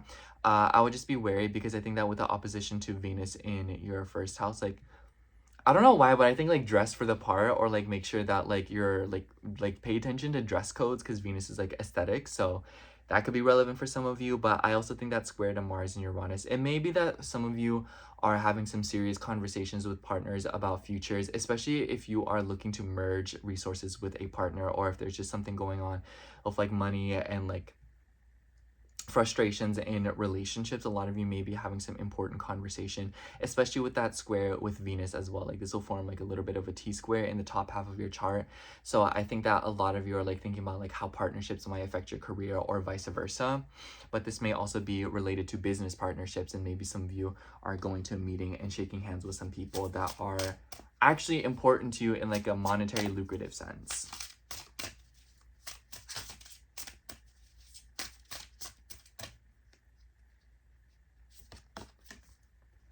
Yeah, for you, we have the Page of Swords. So it definitely makes me think of like hesitancy, like information being withheld, or like not knowing if you should reach out, wanting to say something to somebody, or somebody wanting to say something to you. So I definitely think that this week there will be a lot of like, it makes me think of like when two people have like weapons and they're like shooting at each other from behind trash cans. It reminds me a lot of that. Like there may be some interesting miscommunications this week, now that we're like completely out of Mercury retrograde. Like the shadow might be hitting you a little bit with some whiplash. So be very concise and be very intentional about your movements this week, and you may notice that there will be a little bit of a smoother operation. But definitely, I think that this week you will see a flow of communication, but because it's a page, it may start out very slowly. Like you may be updated on something that you've been waiting on. Like you will hear about the big news, but you won't actually get the big news just yet. Anyways, that's all I have for you, Virgo. Thank you so much for watching. I hope the horoscope resonated, and if it did, make sure to like, comment, and subscribe, and I hope to see you in my next video. Bye. I love you. Okay, now moving on to Libra rising. So hello, Libra rising. If you are seeing this, this would be your horoscope for July 27th through August 2nd. As always, I've written down everything that I want to talk about, and I most certainly think you're going to be feeling it this week, because we're going to see your chart ruler in a square with Mars, but we will be having a full moon in Aquarius for you, and this will be hitting your 5th house. And I definitely think that this full moon will be very helpful to you, and I think you'll have a lot of fun because it's in your 5th house. So a lot of y'all could be going somewhere, like a celebration. I do want to mention that it is in a conjunction with Pluto. I completely forgot to mention that, the Virgo, but like low-key, they're always going through it, so it don't even matter. But for you, this will be, because Pluto rules your 2nd house, I want to say be careful of spending habits this week, because it definitely makes it seem like there's a possibility to spend way more than you need to, or to like go a little bit too crazy on like shopping, or to just, like get a little bit too reckless. But it may also be that you are investing a lot of money in something like a fun thing, like maybe a concert ticket or something. But anyways, I also think that this is about your self-worth and your values when it comes to your sense of self-expression. A lot of you could be investing into the sector of your life, but there may also be something going on here when it comes to your health, when it comes, or not your health, I'm sorry. I was gonna say your love life, because the 5th house is also about dating, especially when it comes to like your social networks and your friend groups. Something about this could be important for a lot of you. And mind you, Jupiter, we will also see a Jupiter Kazemi, and this will be happening in your 11th house, and it will be opposing this full moon. So I think that because Jupiter has rulership over your 3rd house, this could be related to apps, this could be related to the internet in some way. I think that for a lot of you, this could be about like social media and like your exposure on there, what you want to post, what you want to be perceived as. For others of you, this could be about the dating scene, putting yourself out there. And the common denominator here is really about like how you perceive yourself, and how this relates to your social, like, what's the word? I don't want to say social class, but I want to say like how you relate to the people around you, especially if you're looking for a tribe, or if there is some sort of like a conflict going on in a friend group. And it may be testing like your self-worth, and there may be a moment this week, especially with like the Venus square Mars, look out for like tiffs with friends and social circles. There may be something going on here with like issues with that, where you're having like a conversation. There's possibilities for miscommunication. And now that Mercury has stationed direct, it may be that, you know, like I would imagine that with Mercury having retrograded in your 10th house, a lot of you have probably put a lot of thought into your career as of late and ruminated about it in some way, and kind of worked some kinks out and, you know, sorted things out, you know, like detached yourself, especially if you are one of those Libra risings where it's like, you know, you attach a lot of your self-worth to how productive and how useful you're being. So it may be that this is a time where a lot of you are thinking about this area of your life and trying to, you know, like recalibrate. And now that Mercury is direct, it's now like, okay, based on what you've reflected on, what you've thought about, and what you've gotten back into and what has come back around, how will you move forward based on these reflection and this new surge of information? And I also want to say that with the full moon in Aquarius, you know, the 5th house is what we want to do. And so it may be that there's something going on here where you are like, okay, what do I want to do? What matters to me? I also want to say that full moon in Aquarius in the 5th, maybe there's something going on with like trends as well. So I wouldn't be surprised if y'all like accidentally trend set this week. So keep an eye out for that. I also want us to talk more about the Venus square Mars. Venus is in your 12th house and Mars is in your 9th house. Mars rules your 7th house. Venus is your chart ruler, but also your 8th house. So I think that this is like a very intense aspect for you, honestly. It may bring about a lot of internal conflict when it comes to like your higher beliefs, your philosophies, especially when it comes to like your career and your status and like your reputation among certain people in your life, or just in general. And it is related to how you're communicating, how you are moving around. So I definitely think that this could also be for some of you like a moment of like deep meditation. I think that a lot of you this week may be in like a very solo mode, and even if you are around people, you may be feeling a little bit like detached, or you may be feeling like it's a little bit hard to connect with certain people in your life right now. I've just been noticing that for a lot of you Libra risings, relationships have been like a sore spot for you. And I think that the Mercury retrograde and the Mars being in a Mercury ruled sign has made things even more complicated, because Mars is in Gemini. Gemini is like 2, so it's like people have been coming in pairs, or there has been like issues with like other people being involved. So it's like, I said this to a Libra rising once, where it's like you're connecting with somebody through another person, you know what I'm saying? So it's like your networks right now are probably a little bit disheveled, and I think that this week with the full moon in your 5th house, a lot of you will have the opportunity to sort of set your foot down and make things straight in some way. And then in the second half of the week, the moon will be moving through Pisces. And I don't know. I want to talk more about the Jupiter Cazimi a little bit as well, because Jupiter was your 3rd house. And I feel like this is about like your social circles, like I said, but I also think that this could be about a lot of your philosophies in your day-to-day life. And I feel like this kind of catapults into the moon being in Pisces, since, you know, Pisces is also a Jupiter ruled sign, and the moon will be in your 6th house. So I think that in the second half of the week there will be like a lot of sudden obligations. And it's interesting because the 6th house is like what we need to do, and Pisces is like very go with the flow. So in the second half of the week, a lot of you may just get these strange emotional urges to take care of business and to be more productive, especially with the square to Mars and Uranus, if this is related to travel or school, or if there's anything going off like long distance. And this could especially involve partners, but this may also be about your philosophical takes on your burdens and responsibilities in relationships, and how responsibilities are distributed between you and your partner. And then this will also oppose Venus. You will definitely feel this, but it will also trine Mercury, which is really nice.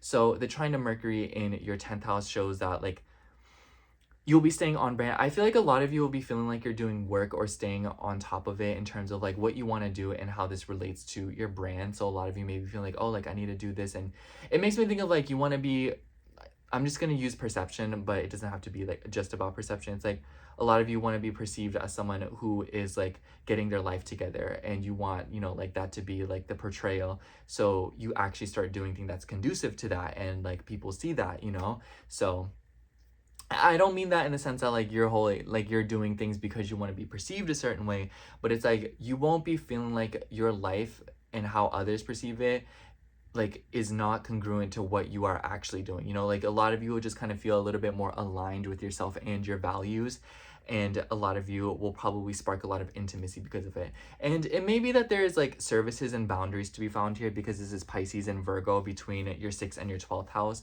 So I think that in the second half of the week, definitely don't be afraid to speak up and communicate and find some more middle ground of people if you feel like people are requesting things of you, or if there's like a lot of like work stuff going on and responsibilities being unevenly distributed. Like really the name of the game right now is to talk and to say what you mean and mean what you say. Yeah, for you, we have the 10 of Cups.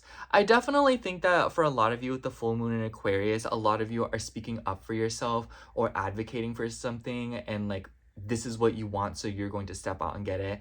I think that this is very conducive to Mercury stationing direct and having, you know, your chart ruler is in a Mercury ruled sign. So I think that now that Mercury is direct, a lot of you are probably feeling very secure in the decisions that you've made leading up until this point. You're like, okay, like I checked it out. I rewinded things. Now I'm going to go to this, or I'm going to go back to this, or I'm going to keep things the way that they are because I have seen the other side of it. So I think that a lot of you will have a lot of newfound appreciation in your life based on the decisions and the reflections that I was talking about earlier in the reading.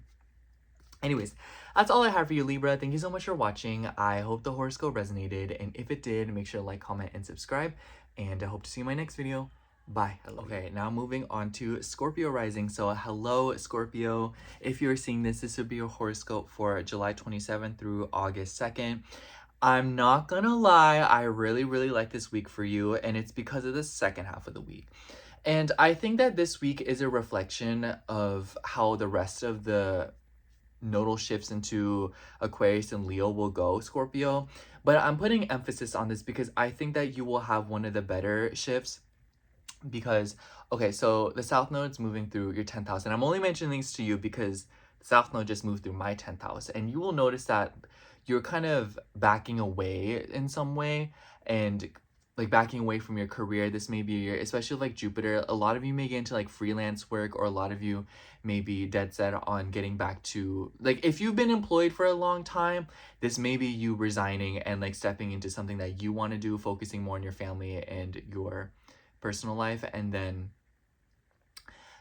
if you haven't been working for a while, this may be that you're getting back into work or like getting a job again. Anyways, that's just something I wanted to mention to you. I don't know if I'll make a video on it, but anyhow, so the highlight of this week is the full moon in Aquarius, and for you, this will be in your 4th house. And this is a lunation that I feel will be dictating a good portion of how the rest of the year will, go. And it's in your home and family sector, your personal life, and it will be conjunct Pluto. And I definitely think that there will be a permanent change that will be taking place in your home, especially if you're anywhere between like 5 to 10 degrees of Scorpio rising.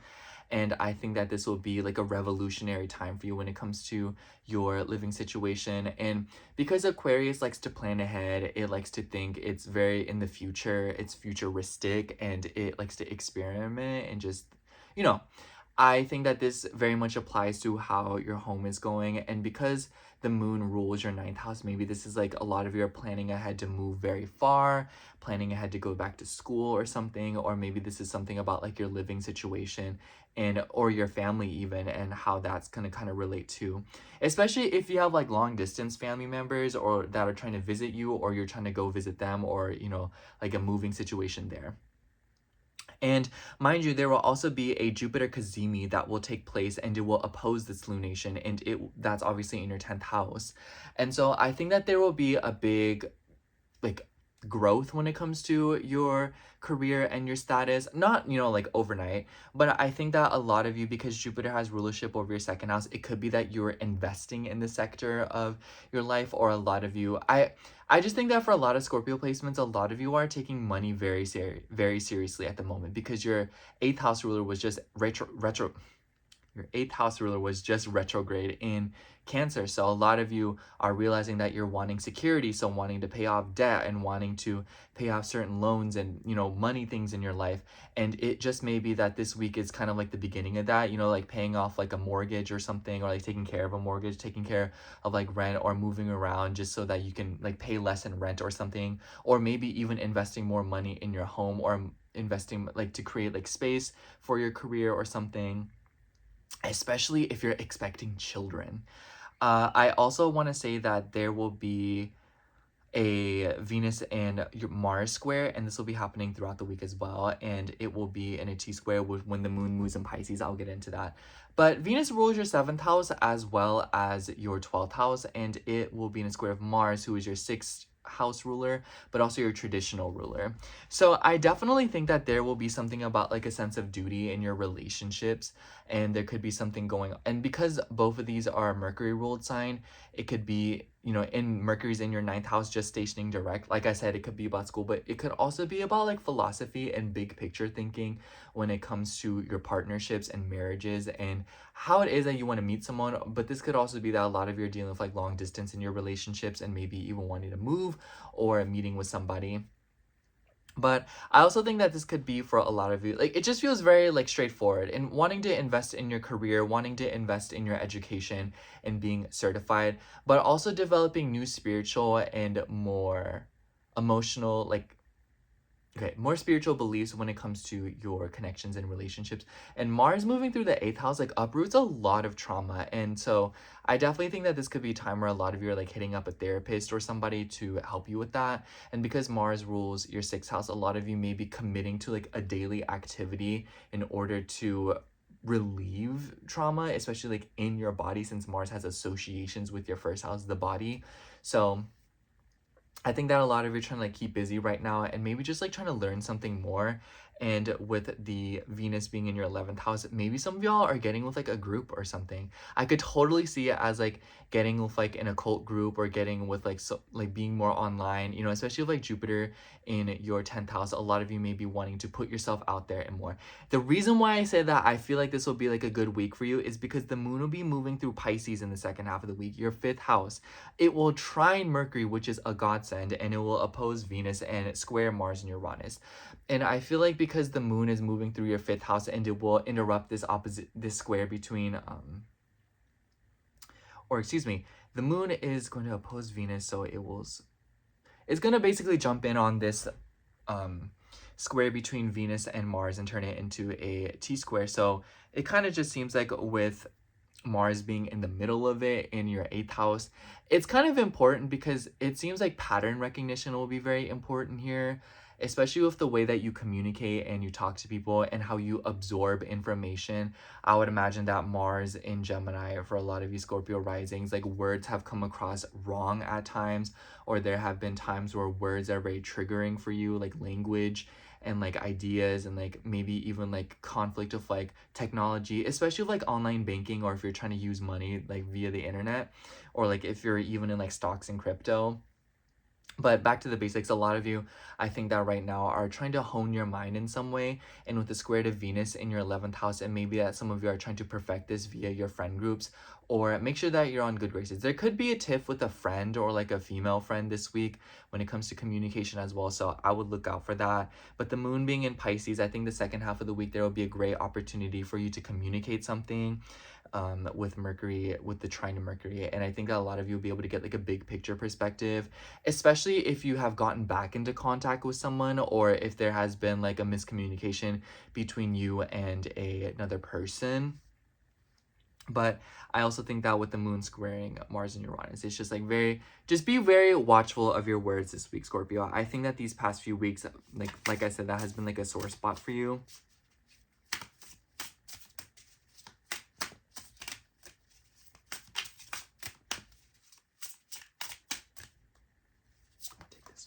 Yeah, we have this 6 of Swords.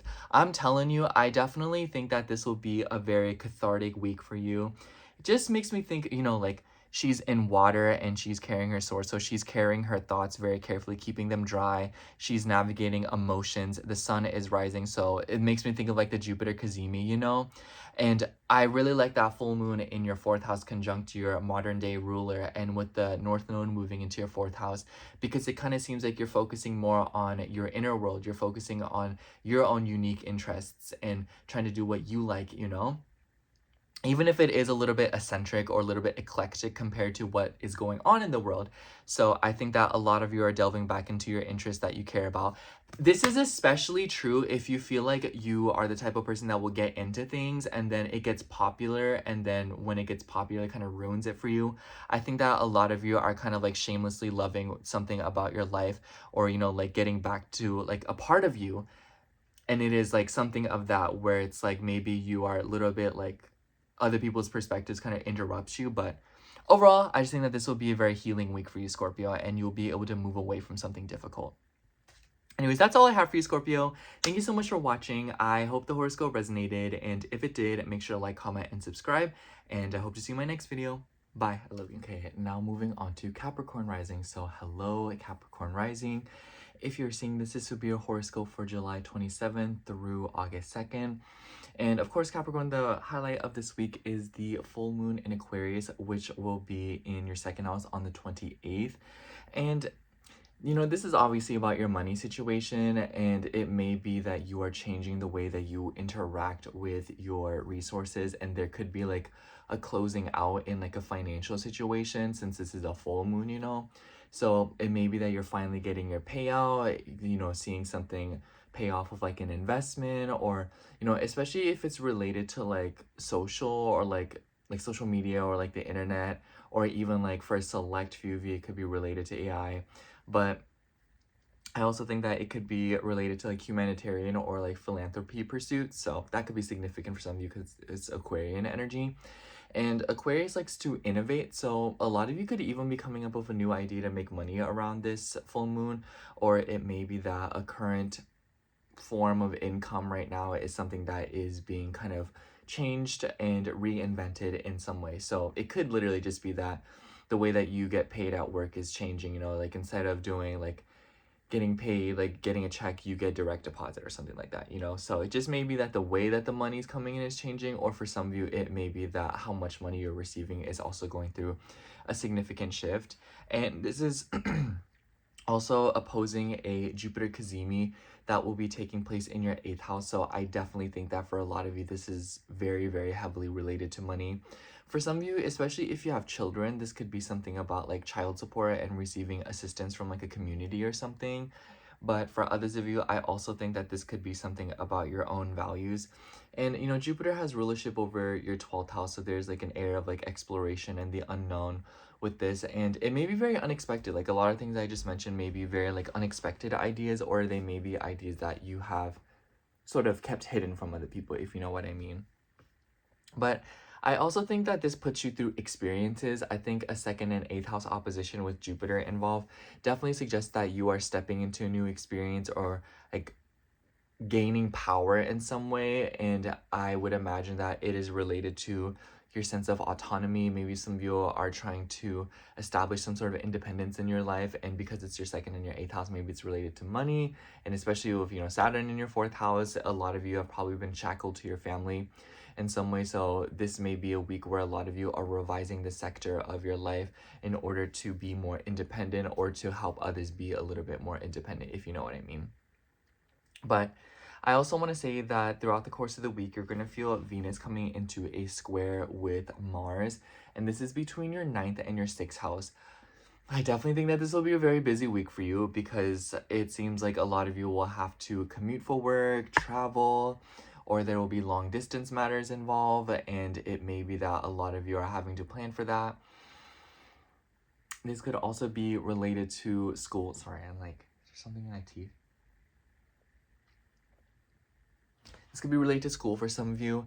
And I get the feeling that for a lot of you, this could also be like trying to babysit, or this could be like having to like do a favor for somebody who's traveling, especially like a sibling or a long distance relative. So it's kind of even like, oh yeah, like I'll watch your dog while you're gone, or like I'll water your plants while you're gone or something. Or it may be vice versa, where you're trying to look for somebody who can provide you that aid and assistance so that you can go about your traveling duties and whatnot. And Venus does have rulership over your 10th and your fifth house. So it almost makes me wonder if a lot of you are doing this based on like a service that you've been like advertising or like showing to people, you know. So for some of you, this may be that like you've been like advocating for this or putting it out there, or it just may be that it's something like there's like something with your career and like your sense of exposure with it, in the sense that like I'm thinking about like you do something for somebody and then somebody sees that you know how to do that and you're like, can you help me with that as well? Because like Venus rules the highest point in your chart. But I also think about how Mars has rulership over your fourth house, the lowest point of your chart. So on one hand, this is just making me think that a lot of you are like in this weird limbo right now when it comes to boundaries, when it comes to like work and home. Like that's what that makes me think of, since your fourth and 10th house ruler are in a square between each other in Mercurial ruled signs, and Mercury's in your seventh house. So I definitely think that a lot of you may feel like you sort of have your hands tied, especially this week when it comes to your interpersonal relationships and connections, and it may be related to like your personal life and then your career life, and it could be that different aspects of your life are sort of coming together and mixing, and it might be like requiring a lot of delicate communication, especially if you're stuck between like a legal matter, or if you're like stuck between like contracts, or you know like you're trying to sort something out in your own life and then you're having to help your family or you're having to help your career. You know, it's like there's a lot of things, because the sixth house is like our obligations, you know, Mars is there, so it's like there have been several things that have been taking from you or requiring you in some way, and you can't just ignore it.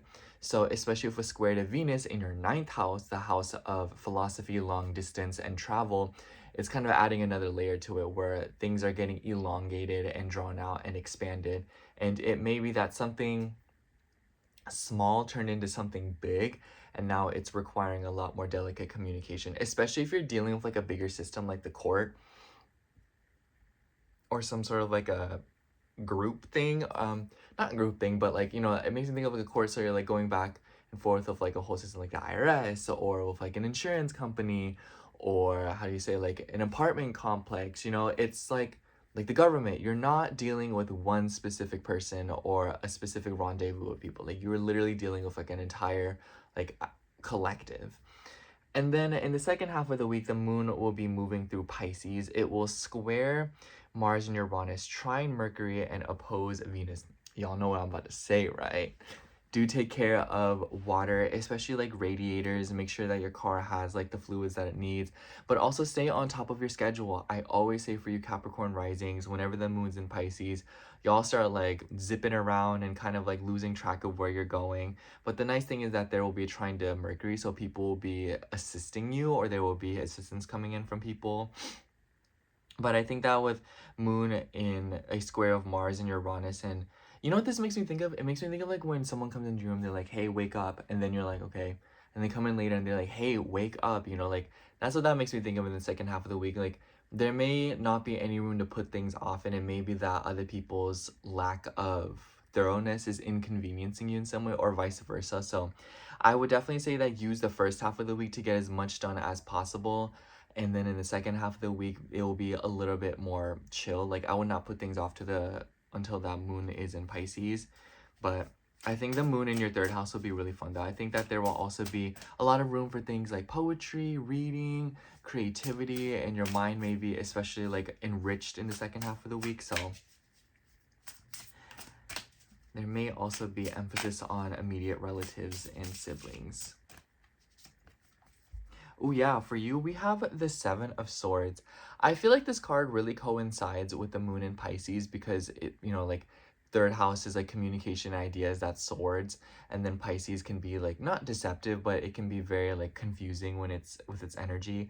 But I also see this as like the full moon opposing Jupiter Kazemi in your eighth house. So it's like secrets being revealed and things being withheld. So I think that there will be like an air of like keeping your cards close to your chest, no pun intended. Pun intended. So just look out this week and pay attention, and I would say don't be so worried about what other people know. Be concerned of what you know and what you're going to do with that information. That part. Anyways, that's all I have for you, Capricorn. Thank you so much for watching. I hope the horoscope resonated, and if it did, make sure to like, comment, and subscribe, and I hope to see you in my next video. Bye. Bye. Okay, now moving on to Aquarius rising. So hello, Aquarius rising. If you are seeing this, this would be a horoscope for July 27th through August 2nd. As always, I've written down everything that I would like to talk about. And this is a big week, Aquarius. And I really, really want you to take this week as like the first sign of what will be going on in the next year, because I know a lot of y'all have heard about the eclipses and the nodes moving into your sign. And I think that this full moon being the last just like normal full moon we see in Aquarius, it is a major precursor to what to expect in the next year, because it's just like the last time things will just be like normal for like a year for you. And so it's in your first house and it's on the 28th, and it is opposing a Jupiter Cazimi in your 7th house. And I definitely think that there is like a lot of changes going on here when it comes to your identity as you relate to other people. And I know that a lot of you are like engaged, getting married, but a lot of you may also be coming out of a relationship. And let me tell you, relationships will probably be moving around a lot, and they will be very, very sudden and unpredictable. It will be near impossible to see where things will go with people. So my best piece of advice to you is don't try to read too much into other people, but just kind of like pay attention to how you feel and what your intentions are. Easier said than done, but I think that that will be kind of like the name of the game to make sure that this year goes as smoothly as possible. But this full moon is in your first house and it is conjunct Pluto. And I definitely think that a lot of you are going through shifts with your body and your health, your well-being, just because the moon also has associations with your 6th house. But I also just think that, you know, like this is your first house, so it's like your body.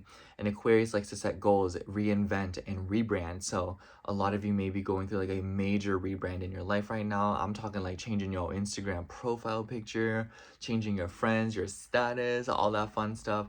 But it may literally be that you are changing other aspects of your life very drastically. And with the opposition to Jupiter in your 7th house with the sun, and Jupiter having rulership over your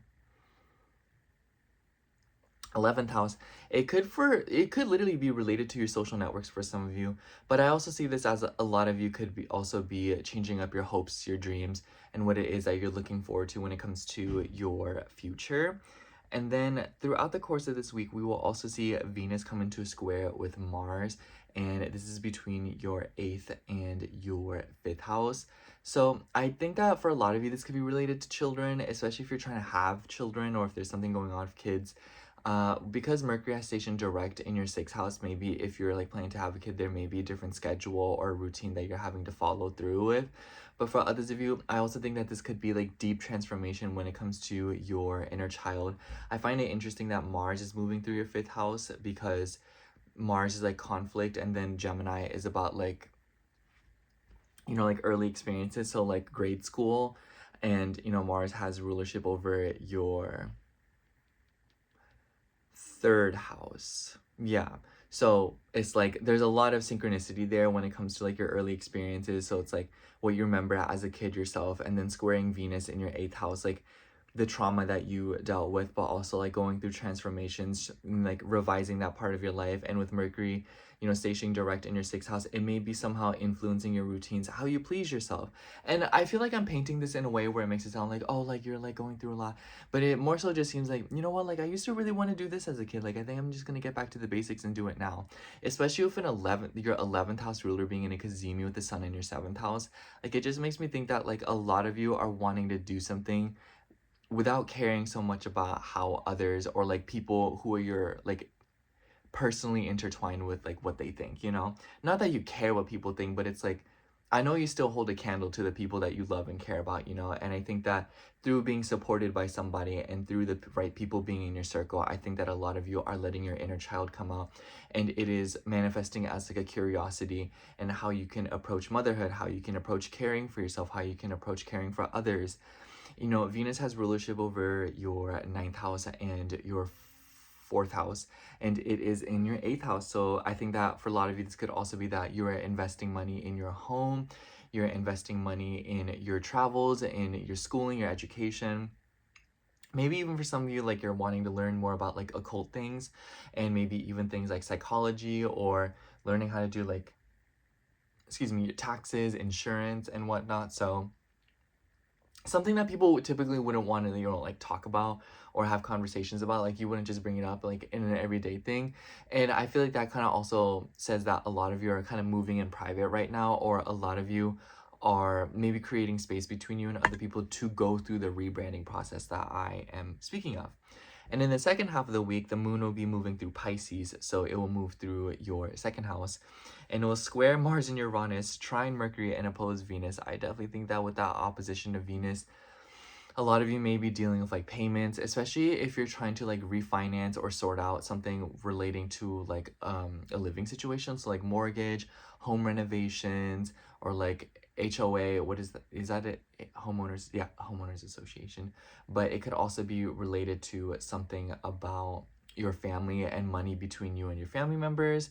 And the moon in Pisces, it's very self-sacrificing, so be wary to not be like, you know, like not like give away everything, not like in a bad way, but I like that the moon will be in Pisces, so a lot of you may be very generous with the people around you, and you may receive more from like a partner, a close friend, or somebody that you're dating, because the Jupiter Kazemi in your seventh house, and Jupiter, you know, is the ruler of Pisces. So I think that for a lot of you, you may be receiving some sort of financial help from another person this week, or another person may be investing in you, or you may be investing in them. But definitely with that square to Mars, I think that on one hand, like be careful of like spending too much money, you know, like going out and just be like, you know what, like I don't care.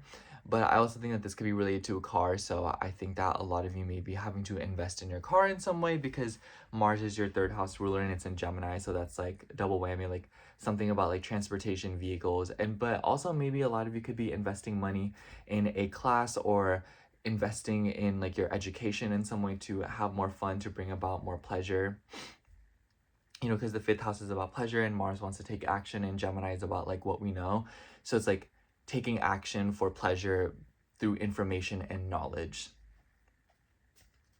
And then the trine of Mercury is really nice too.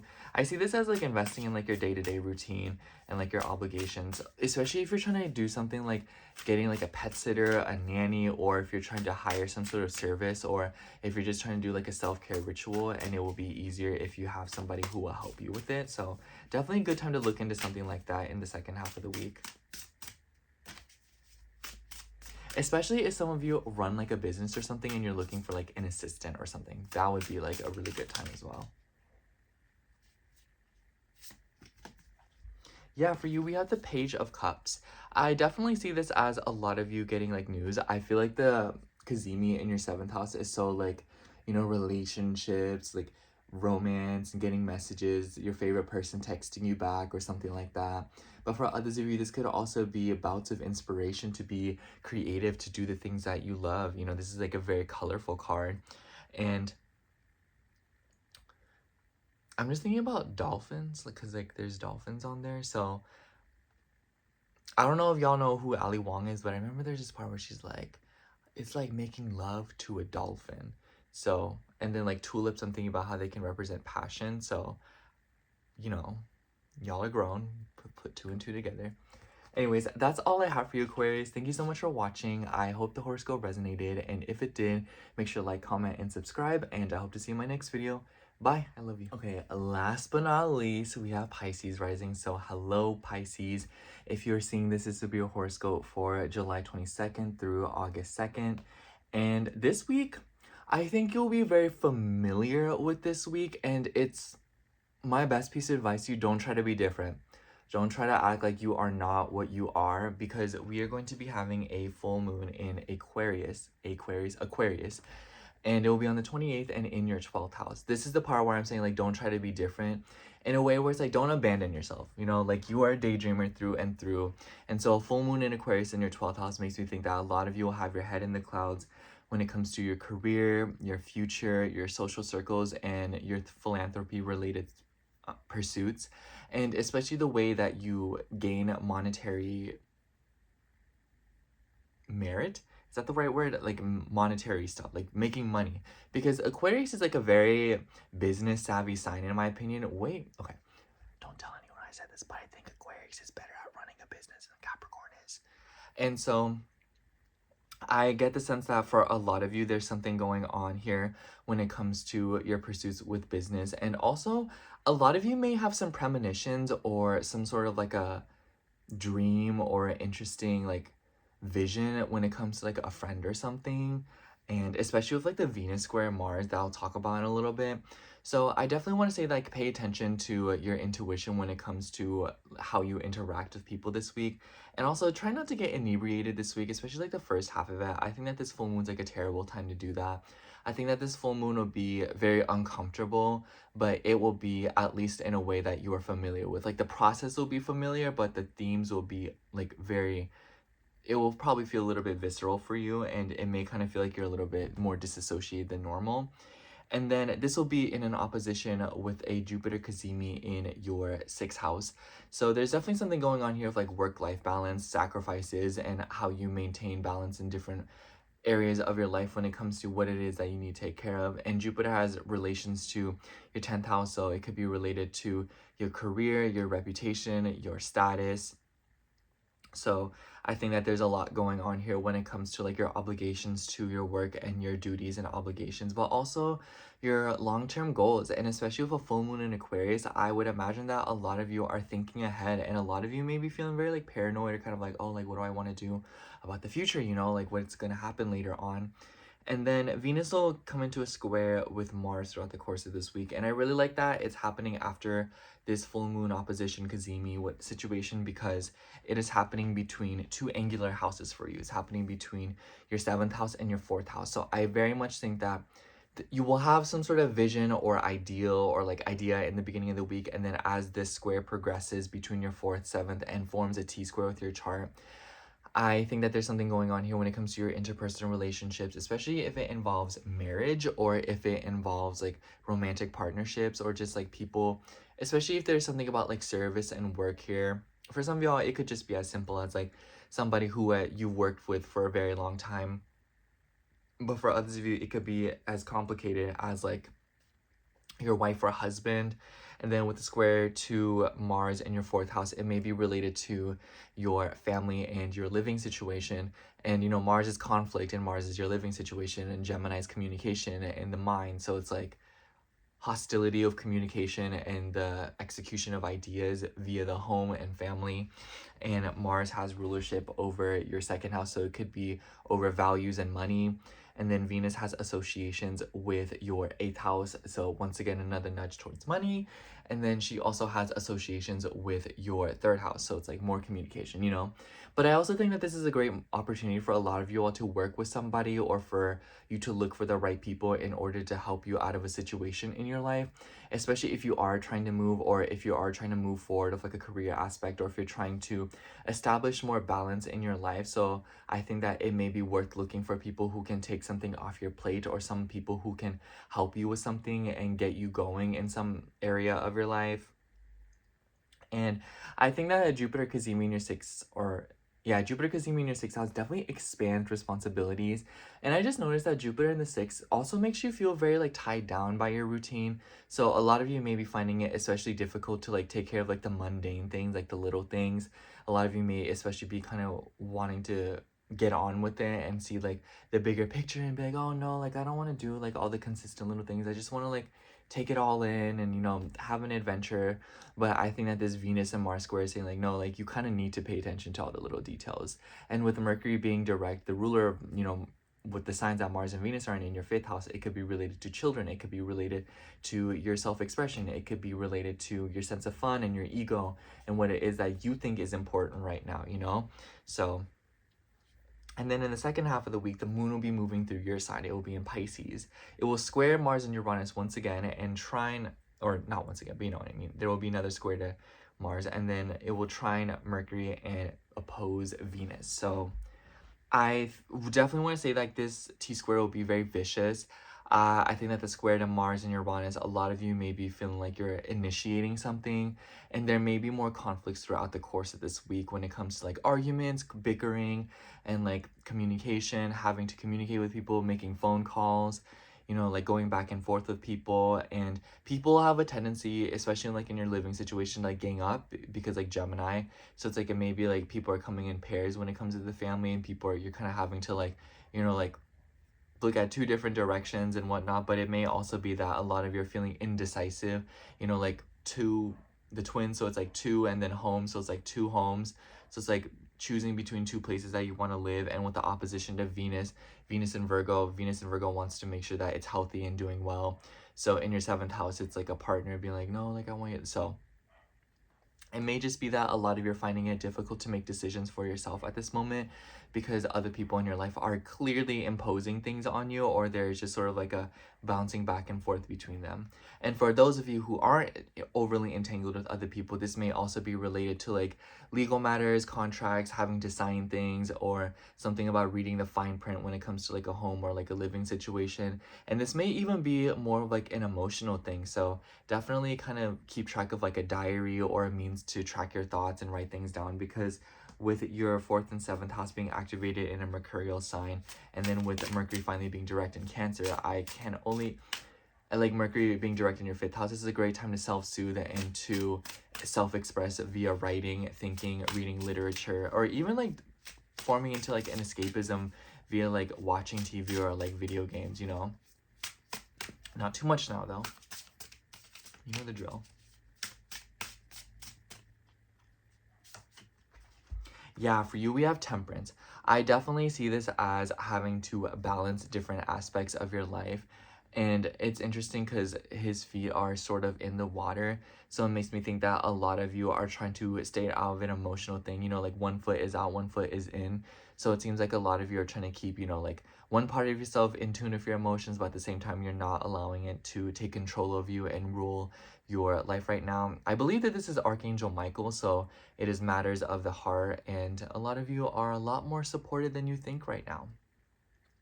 Anyways, oh, I'm also thinking about how this card's Sagittarius, so it could be related to like your career and your reputation right now. A lot of you are trying to keep your composure and stay on brand right now. Like you're trying to be like chic. You're like kind of like, kind of don't want to do all that with y'all right now. Anyways, that's all I have for you, Pisces. Thank you so much for watching. I hope the horoscope resonated. And if it did, make sure to like, comment, and subscribe. And I hope to see you in my next video. Bye. I love you.